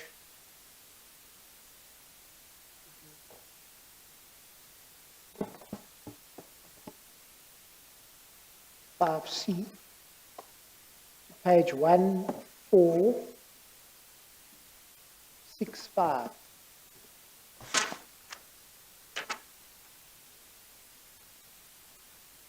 Unified. Files are stacking up. Page, sir? 15? 1465. So before we deal with the content, perhaps I could ask you, why is it that you supported confinement to CSR?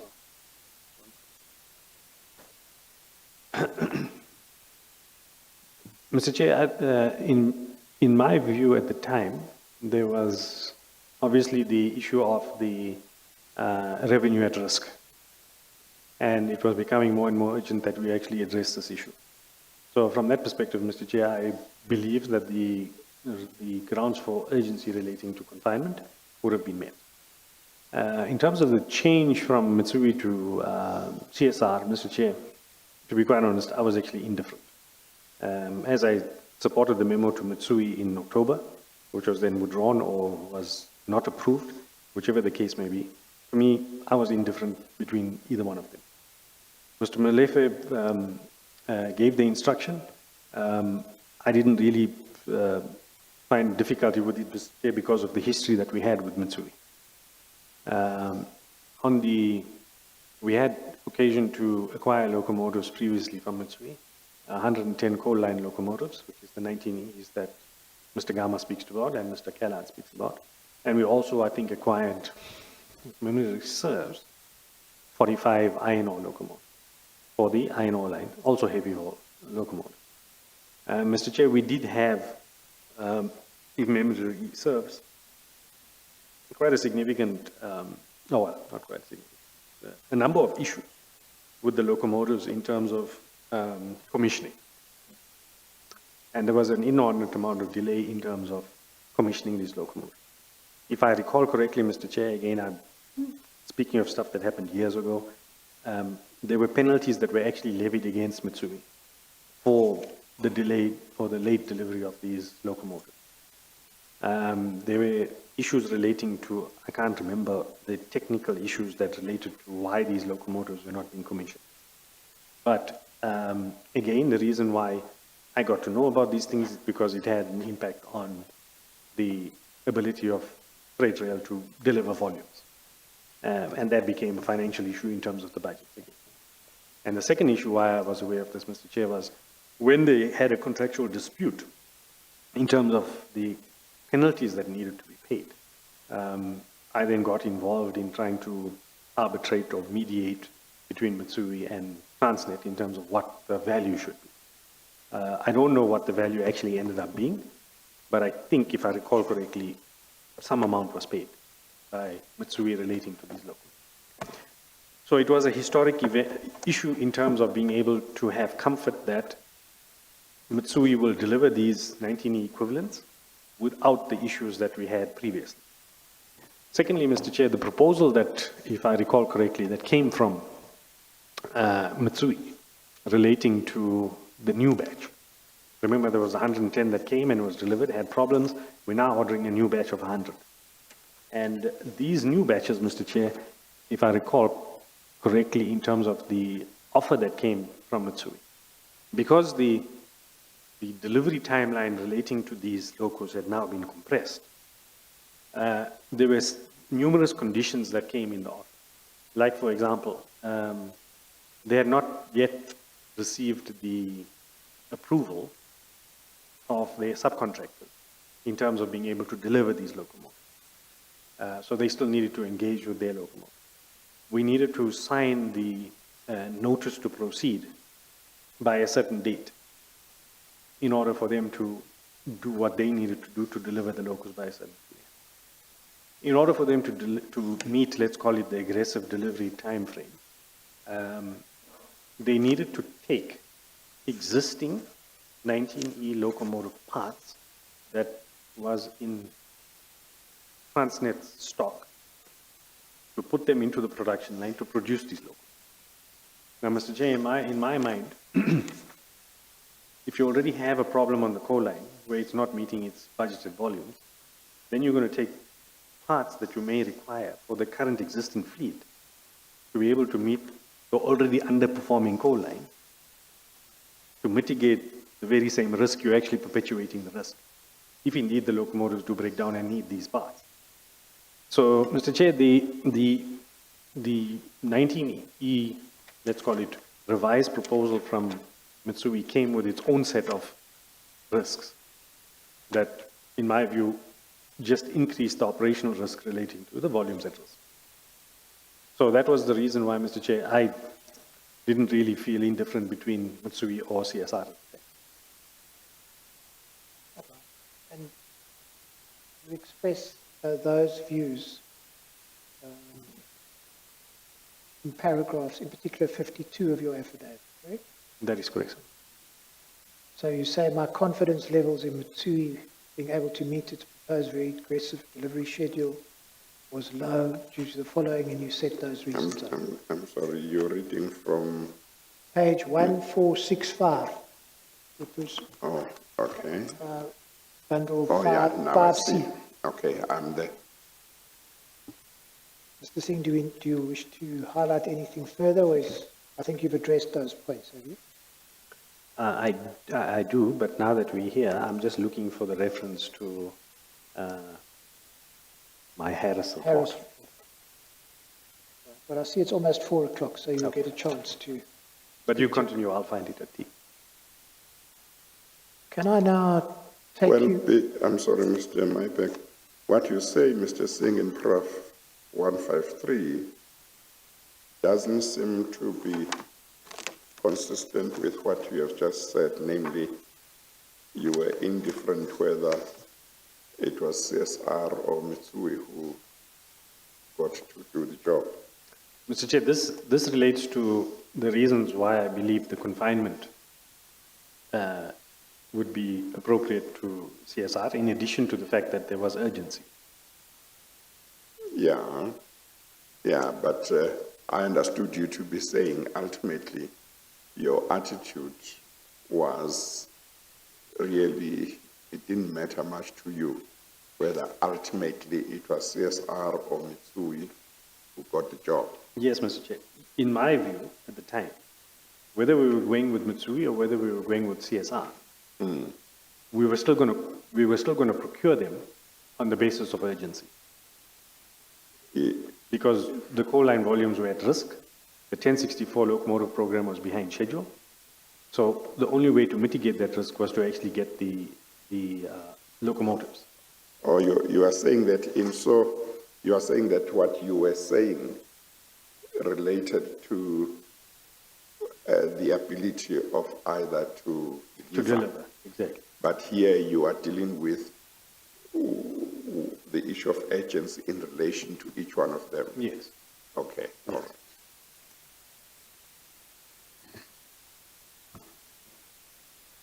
Could I then take you to the Pendutsi report? Would this be the right time to take the 10 minutes, Ajahn? Thank you, We Chairperson. didn't talk in the morning about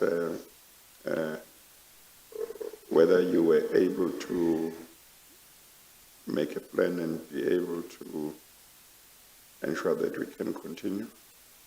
Person, I'm not sure if we discussed it in the morning, but I ultimately were able to ensure that we can sit till 5. I couldn't extend it beyond that. I think Until I 5. told my learned friend, I'm not. How are we doing in terms of how much time do we need? Well, we're not going to be finished by 5. I'm By afraid. 5, but how much time do we need? And this is not to put pressure, just want to assess so as to take a judgment call as to what should happen. So DCJ, I think that we'll probably finish the 100 locomotives in an hour. Yeah. Of course, we still need to deal with the 1064 locomotives. And Yes. that is a big chunk of Yes. evidence that needs to be led, Yes. particularly around the increase in the ETC. Yes. Well, and that part that we will not have finished, we will not have started it after an hour. No. Would it need half a day? Would it need a day? What's your assessment? I would think it can be done in less than a day. Yeah. I think that what needs to be done Yeah. is to find a way to present to you, maybe in a form of a schedule or something, Yeah. the various different versions in relation to the increase in the ETC. There are 2 expert reports, etc. So, Yes. but I think that could be done in a few hours. I don't think we need a Yeah. whole day at DCJ. I think we Yes. need at least half a day. I Yes. don't know if we could fit it into a night session. Yes. Well, that suggests to me that we should do as much as we can today because we don't have time. I think what you may have to consider is whether if you have to leave at 5, and of course your client might have to consider that as well. I assume your instructing attorney doesn't have to leave at 5, whether we could proceed in your absence, but in the presence of Mr. Singh's attorney, on the understanding that if, as we go along, Mr. Singh, there are questions that he is uncomfortable to answer without talking to you, we could take it from there, but we try and make as much progress as we can. Obviously, the transcript can be available for you to look at afterwards. Maybe let's adjourn, and then maybe you can talk to me, all sides can talk to me in chambers, but we have to try and do as much as possible. Okay, we adjourn.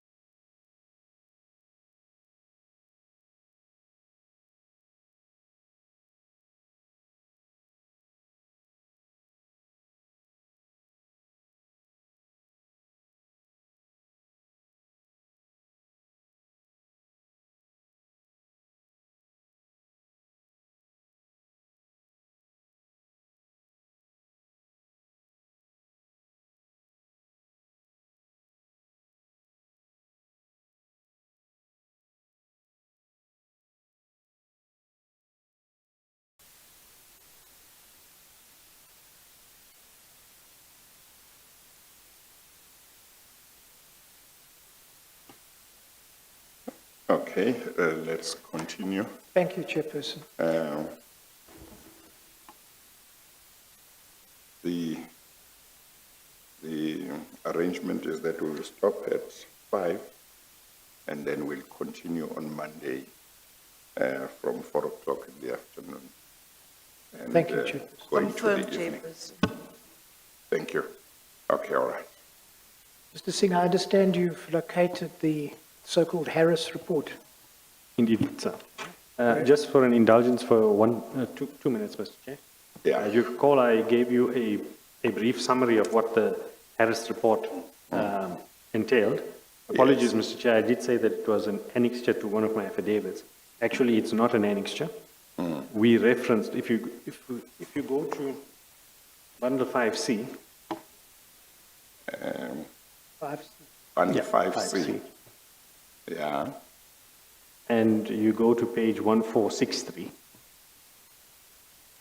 You will see it starts at paragraph 144. 154. No, page 1463. Oh, yeah. 1463, and then the page starts at paragraph 144. Yes. And it's headed Salient Features of the Capital Program Locomotive Report. Yeah. And paragraph 144 says, at Transnet reference bundle 08702, so in the Commission's records, at 08702, Mr. Harris authored this report. And it was dated the 14th of March. And the purpose of the report was to assess the ability of the new CSR locomotives to work with existing 19E locomotives in the coal line. And this was done by assessing the technical proposal received from CSR regarding the 100 coal line locomotives. The conclusion reached by Harris in the report was that the CSR locomotive offered almost the same characteristics as the 19E locomotives. One difference was noted was the fact that the 19E locomotives was bogie controlled and the new locomotive was axle controlled. The CSR offer was premised on the locomotive bogie body shell and the traction motor redesigned for heavy haul application. Paragraph 147, in conclusion, Harris states as follows. Based on further discussions with the various specialists, the conclusion is that the proposed offering from CSR can be considered as a suitable locomotive for heavy haul application that will be capable of working with the Class 19E on the coal line. Okay. Thank you. Mr. Singh, could I now take you to the Undutsi report, please? This you find at bundle 6.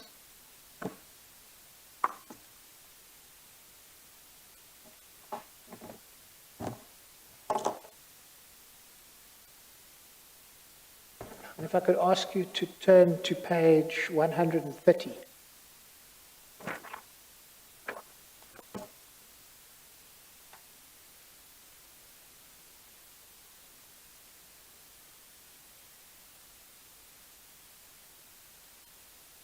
If I could direct your attention, please, to paragraph 5.6.9.9. According to GAMA, the memorandum dated 21 January 2014 to confine to CSR was changed at Transnet Group and not at TFR. Do you accept that? No, Mr. Chair. In terms of the previous paragraphs that we've read of this very same report, I think it is evident that the document was actually changed at TFR with inputs from Mr. Mdleche and Mr. Callard. And that is the same report that was received by Mr. Gama, which he commented on. Mr. Callard, you say, gave input to changing it. Well, Mr. Myberg, you'd recall. Remember, Mr. Callard was very upset that. Yes, but Mr. Chair, this was the point at which Mr. Callard realized that CSR or Mitsui had been changed to CSR based on the paragraph we read before. So I'm saying Mr. Mdleche and Mr. Callard were TFR employees. So the memo had been amended at TFR. But are you suggesting that Mr. Callard may have been involved in changing it? Well, Mr. Chair, he admits that Mr. Mdletshe sent the document to him for some input. Whether he provided that input or not, he doesn't say. But eventually the same memo is the same memo that he then complains about to Mr. Gama a day later, after he agonized over it at night on his version. So what we have, if you go to FQC 09, perhaps can you go back to that, please? It's Exhibit BB4A.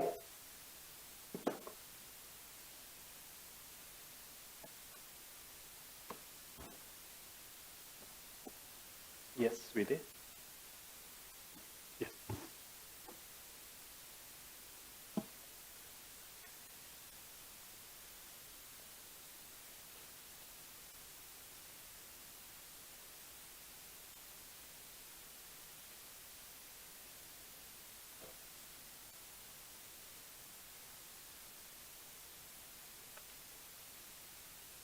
So he says at paragraph 39, on the morning, What Wait. page number?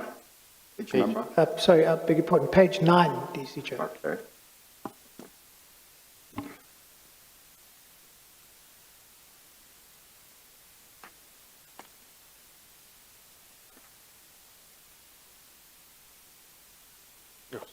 So what he says at 39 is on the morning, So 39. 39, Oh, sorry. page 9, paragraph 39. Okay. On the morning of Wednesday, 22 January, I received a mail from Mdletshe from Supply Chain Services requesting my assistance in formatting the memorandum. When I perused it, I noticed that the memorandum had been changed to give effect to confine the award to CSR. And then we know what happens after that. Are you saying this reflects that it was changed at TFR? Well, I am confused because I've stated that I received, so I read from paragraph 39, correct? Yes. I received a mail from Lindiwe Mdletshe from Supply Chain Services. Mr. Mdletshe is a TFR employee. But what I'm trying to get at, are you saying it's TFR? I mean, I don't know what this person did.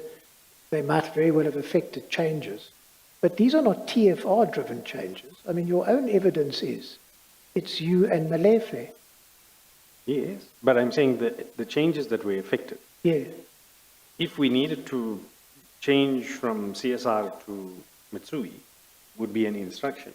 Yes. But if they needed to be, as Mr. Gama said, 19E and 20E axles and this and that and everything else, that would come from TFR. So Mr. Garmer says, as the CEO of TFR, that he did not support this change. But as we've led, he sat at the BADC, he got the memo. He commented on the memo. All right. Well, I suppose He subsequently signed the memo. the Fundutsi report shows up the problem. And let's go back to page 130. At bundle 6. So just so that you appreciate this, I read paragraph 5.6.9.9 to Mr. Garmer. So you are now at one, Back to page 130. and you are at paragraph? 5.6.9.9, and then we get to what is the problem, one way or the other. Either a problem or it would be resolved by your evidence if it was to be accepted. At paragraph 5.6.9.10, we determined that as per the Procurement Procedures Manual version 2, October 2013 requirement, the end user, in this case TFR, should be the one motivating the procurement process to be followed, i.e. confinement or tender, before the memorandum may be taken to the Transnet Group for recommendation to BADC. We determined that Garma and Gianni, as the end users, did not motivate for the confinement of 100 locomotives to CSR. Your comment on that? Well, Mr. Chair, I would assume that that is arrived at by virtue of the fact that Mr. Gama did not actually sign the memo. Well, also arrived at by the fact that, according to Mr. Gama, if you go to paragraph 5.6.9.9, the memorandum dated 21 January 2014 to confine to CSR was changed at Transnet Group and not at TFR. So where are you, sir? 5.6.9.9, the paragraph immediately above it. 5.6, 9.9. Oh, yes. Yeah. But that does not accord with Ms. Mdletshe having access to the memo. But Mr. Singh, I don't know, perhaps it's too late in the day, but was it you and Mr. Molefe that wanted to change the memo initially? The decision to change the memo, as I already explained earlier, was taken by Mr. Molefe Right. in saying, let's confine to CS. Okay. So that we know. Yes. The memo has changed. Yes. We know that somewhere along the line it seems that Mr. Callard gets wind of this and he complains to Mr. Gama. Right. So it's Mr. Malefe's instruction. Yes. What did you do? As I explained before, when he did say that, I would have then I would have either communicated with someone in group procurement, who would have then communicated with the TFR in terms Yes. of the instruction. But the point is it's a group decision. I mean, whoever did the word processing, that's not what's important here. Yes. This is, I understand it, you must correct me if I'm wrong, because it's an important piece of evidence. Yes. Your version is it's a group decision by Mr. Molefe and then furthered or carried out Yeah, by agreed. you. Agreed. Correct. Correct. So who did the word processing you accept is not the issue? Well, I need to understand what your proposition is, and then I can say to you, word processing is of no consequence. Well, the point, I seem to remember, I don't know whether it was Mr. Kalat or somebody else who was giving evidence during the first phase, now that we're talking about it. I seem to remember as if somebody testified that an instruction came from, I don't know whether from Mr. Molefe or from group level, to either TFR or to a particular person to say, change the memorandum. I seem to think that, but if that is what happened, it would accord with the decision having been taken at group level. We had one with Mr. And whoever else having to maybe give effect to it, if that was the case. But one might have to double check. What seems to be clear, one, from the fact that it's people at group level who signed it, at least at the time the matter went to the BADC, to, on your own evidence, it was Mr. Molefe who took the decision. That is correct. So we had one regarding My memory might be wrong, Mr. Maibek, but I'm just saying I seem to think that I had evidence of somebody who was unhappy that they were being made to effect changes that they were not happy with, but had to comply with instructions or something like that. Mr. Chair, I don't think we dispute that. The decision was taken at group, Yeah. so that we do not dispute. Well, if the decision was taken at group level, then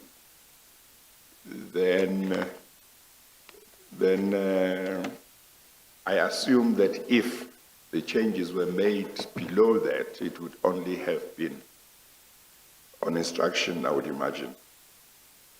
Well, Mr. Chair, that's correct. Yeah.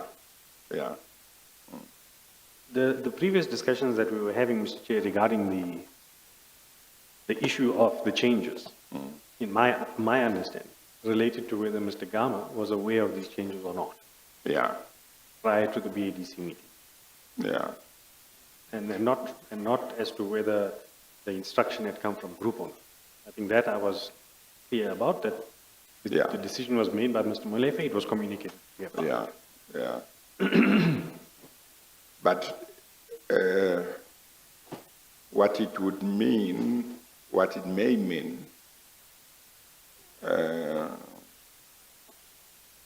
might be that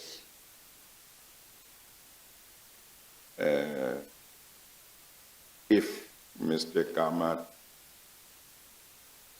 did ultimately go along, maybe if the boss has decided, maybe the boss has decided, I don't know. Well, Mr. Chair, he did send a mail to say these were his concerns. So he was at liberty to say no. If he had said his concerns, Mr. Molefe was also aware of the concern because I sent the mail to him. So he was at liberty to say no at any stage. Mr. Maibek, I may have thrown you. I was trying to find what I thought you had in mind, DCJ, but alas, I have not been able to. Yeah, unfortunately, my memory is not so helpful today.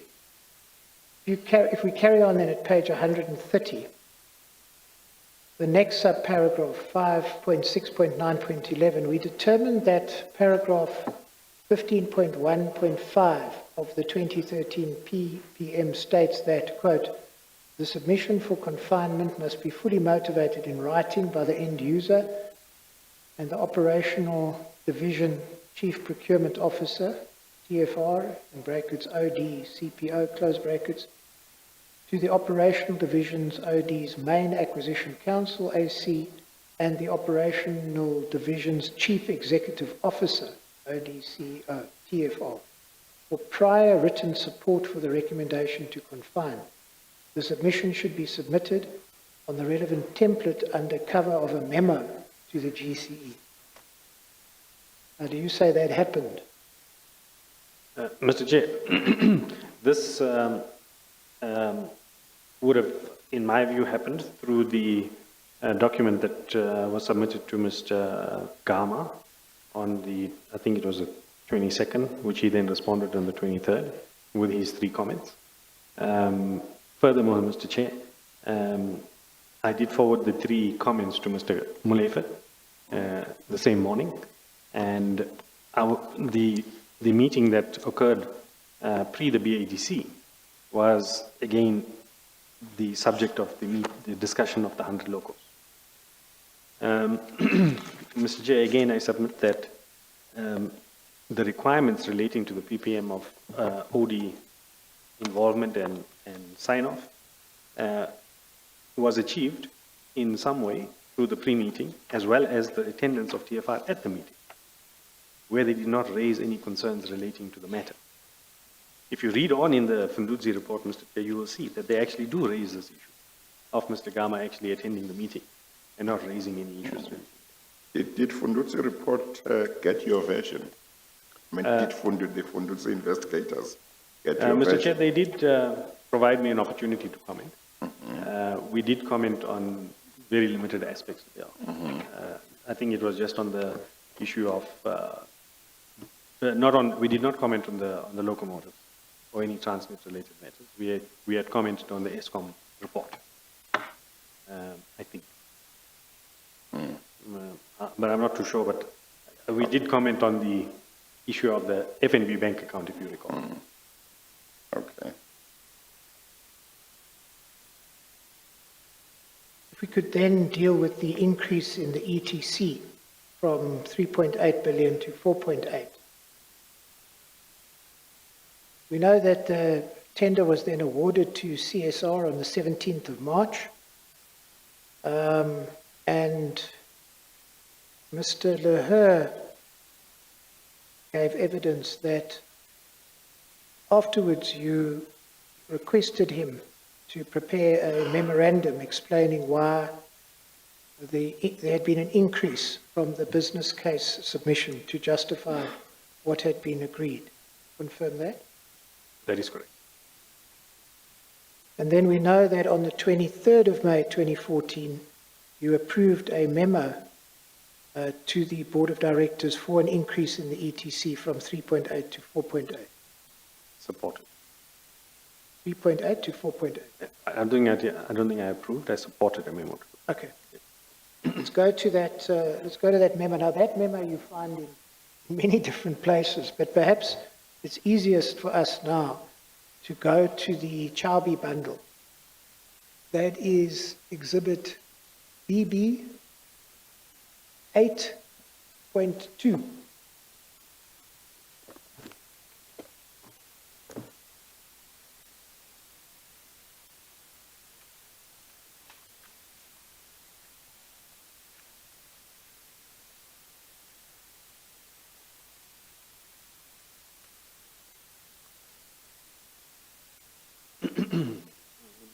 Some housekeeping here.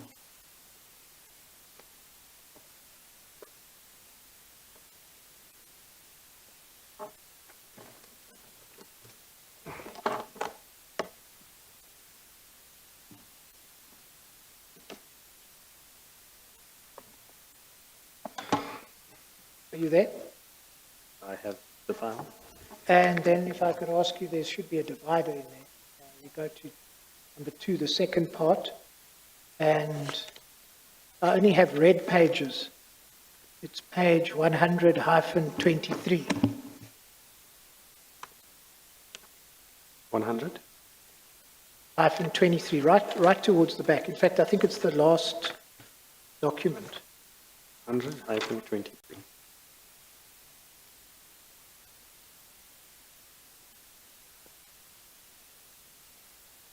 Are you there? Yes, sir. And let's go to the end of the document at page 36. This is recommended by yourself on the 22nd, is it, of May 2014. Yes. Also by Mr. Gama and then also by Mr. Malefe. That is good. And what you were proposing to the Board of Directors is that you recommended to it, that the Board of Directors take note of the main reasons for the increase in the ETC is due to the exclusion of the following costs from the 24 January 2014 submission, and they are then set out. And B, the Board of Directors approve an increase in the estimated total cost ETC for the acquisition of the 100 locomotives from 3.871 billion to 4.840 billion, correct? Correct. And if you then go back to page 23, you'll see, as you correctly pointed out, this really then comes from Mr. Malefe, you and Mr. Gama having also recommended it to the Transnet Board of Directors. That is correct. Sorry, And it was then a... Sorry, Mr. Maber. Is there... Yes.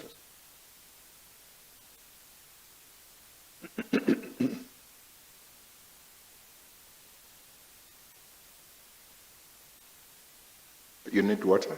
It was just, if there was one available, it's fine, else we can continue. Yeah, there should always be water. Yeah.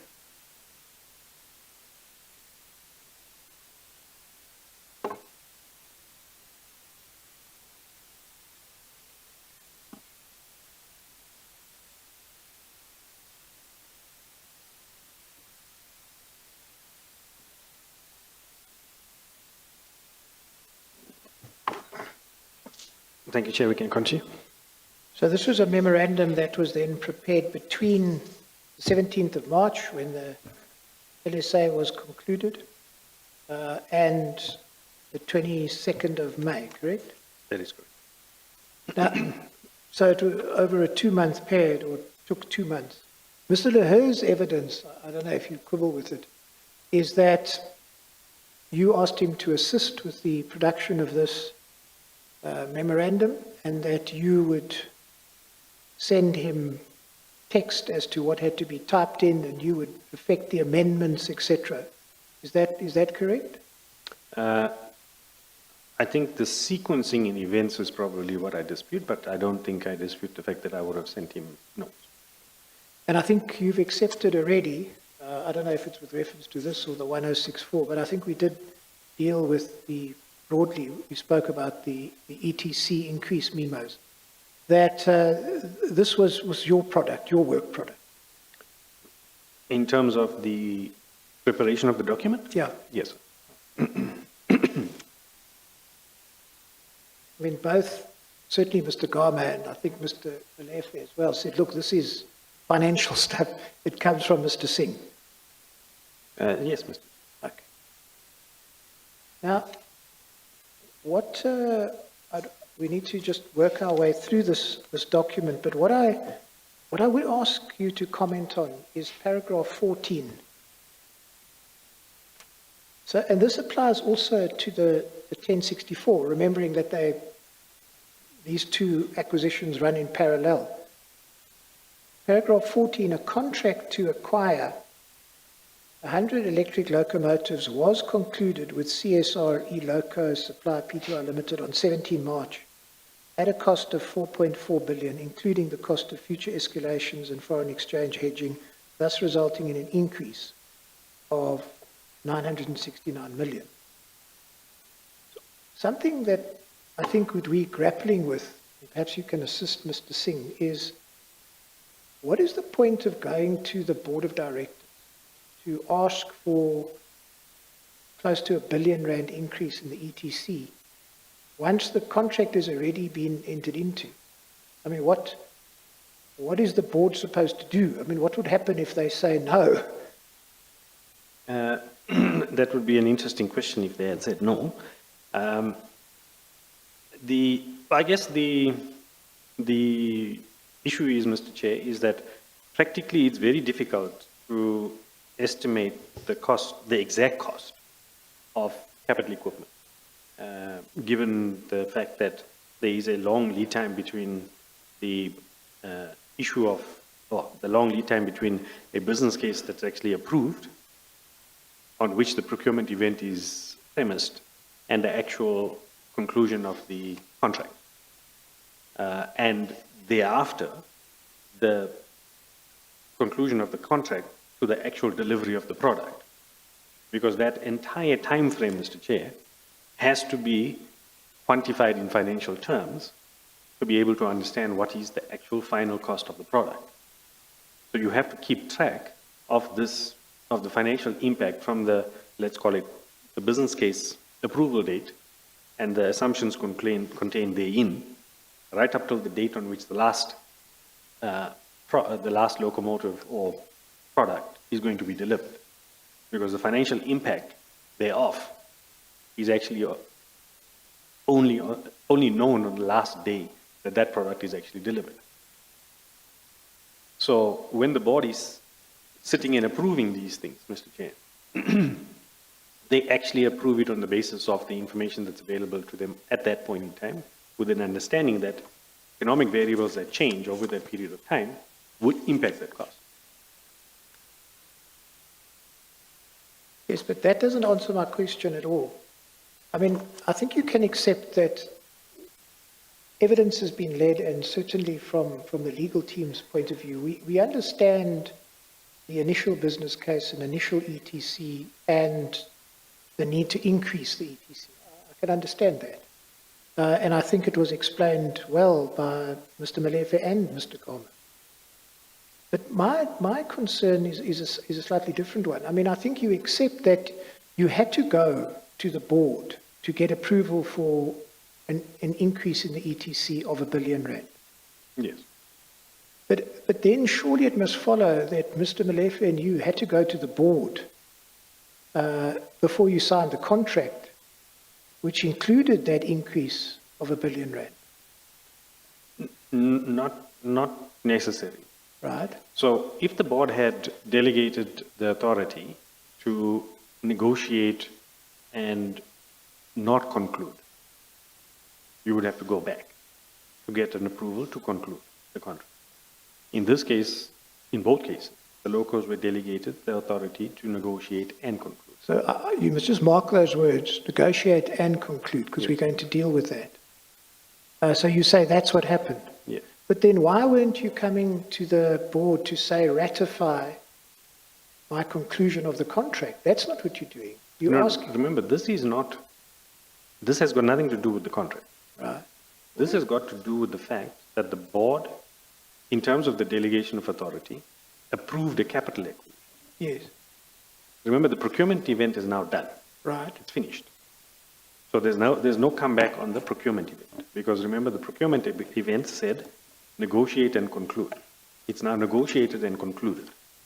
However, the board, in terms of the capital allocated to this project, had approved a 30, well, in this case, a 3.8 billion rand number. Okay? But now that 3.8 billion rand number through the procurement process has changed. Yeah. Well, it had changed because you had concluded a contract as Yes, well. exactly. Well, perhaps you're now speaking past one another. Let me put the question another way. What would have happened if the board had said no? So the point is, again, the board would not be able to say no unless they had. Well, that's the But problem. that can't be right, Mr. Singh. No, maybe let's That can't be rephrase. right. Let's rephrase, Mr. Chair. They would have raised concerns if, and probably they would have had the prerogative to say no, provided that we acted within the confines of the originally approved business case. Well, Mr. Maybeck will follow up, will pursue his line of questioning. Why couldn't all of these matters be provided for before the conclusion of the contract? Why couldn't, I mean, you always provide for escalation of this and that and interest and so on.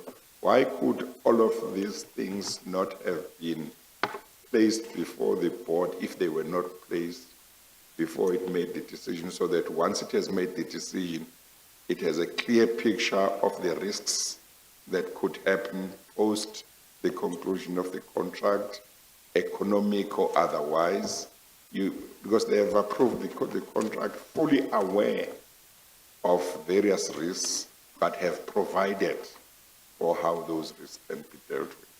Why could that not be done? I think, Mr. Chair, it comes back to the issue of the timeline that it takes from the conceptualization of a project, estimation of the cost of that project at conceptualization and approval of the business case, and up to the point at which you then actually contract. Yes, but at the time you say to the board, approve, here's a contract.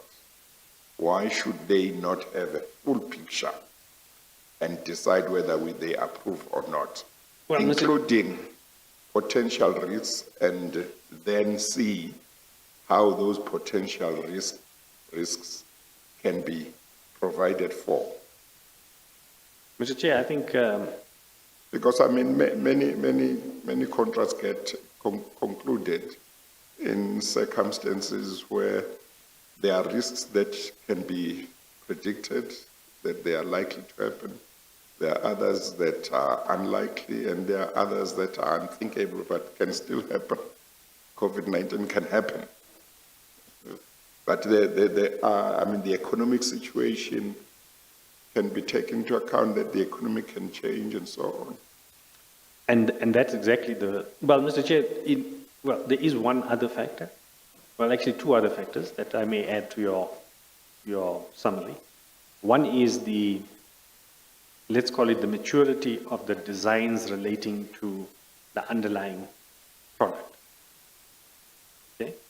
So if you were building a house, Mr. Chair, and you had very rudimentary plans, and you went to a builder and said, build this house, he would give you an estimate. But given the fact that the plans are very rudimentary, you must also understand his estimation would be less than accurate. Whereas if you had very developed plans and you said to him, listen, I want this type of wood, and I want this type of tiles, and I want this color, and I want it from here, and I want it from there, his quote would be actually much more accurate. Oh, that's fine, but when I approve that you can go ahead and build the house, I must have a full picture. No, that's the problem, Mr. Chair. You sometimes don't have that certainty. No, but he certainly can say the building material as at this date costs so much. It's going to take 9 months to finish this house. Maybe in 6 months' time there can be an increase, maybe 10%, because in the building industry, construction industry, this is what happens during certain times of the year. And then I can make provision. So, Mr. Chair, let's take that example. Let's say he has rudimentary plans, right? And you decide you want to build your house here. And on this Well, the rudimentary plans must belong much earlier. But when I say go ahead, I must have final plans to say, this is the house that I want it to be built like this. This is what it's going to cost me. If there is going to be a change in cost, it's about 10% or 20%, 15%. I provide for that. I say I'm fine. Yes. Unfortunately, Mr. Chair, in the example we used when it's our own house, then maybe we have the luxury of waiting until the plans are more developed. But the point is, and the principle that you do take, is that if you don't have those mature plans, you then have a greater degree of uncertainty relating to the cost. Now, if you look at projects like Medupi and Kusile, for example, Mr. Chair, as well as the NMPP at Transnet, as well as previous locomotive procurement at Transnet, the biggest problem was design maturity. To the extent that you do not have mature engineering designs, you will constantly have escalation in costs. Mr. Chair, that was one of the issues. The other issue that you picked on, Mr. Chair, that I would like to, and it's pertinent in this case, is the issue of economic variables and how do you predict them. Now, Mr. Chair, if you look at the rand, it's a very volatile currency against any currency in the world. Now, when you are predicting from, in this case, the business case, I think, was approved in May 2013. And it was premised on the Mitsui quote that we originally received from Mitsui at the time. And it was premised on the estimation of what the currency was at the time in 2013, compared to the Japanese yen, which resulted in this 3.8 billion number. Okay? Now, the procurement happened in March 2014. So it's a whole year. And the currency has obviously changed, the currency has obviously moved. Another thing that is difficult to estimate at that time, Mr. Chair, is not knowing what the actual delivery schedule of the locomotives is what is the cost associated with actually hedging these, and what is the cost of actually the escalation associated with it. Because you can only take that decision, Mr. Chair, on the date on which, or very close to the date on which you are actually contracting. You can have a view of it, and you can include something in the business case. But that is always, again, subject to estimation risk. And what we are quantifying here, Mr. Chair, is exactly that. It is estimation risk that was included in the business case. Barring, in this case, there was one cost relating to modifications. The rest of them really related to quantification and estimation. Mr. Maybeck. Thank you, Chairperson. I see that it's just after 5. If this would be a convenient point to adjourn. I know that you were following up, and I might have interrupted you. It's something that I need to reflect on and certainly have a look and see what powers were delegated to Mr. Molefe. Yeah, okay, all right. Okay, let's adjourn for the day then, and we will continue at 4 o'clock on Monday. For the benefit of the public, one, we don't have an evening session today, and on Monday the hearing will only start at 2. We adjourn.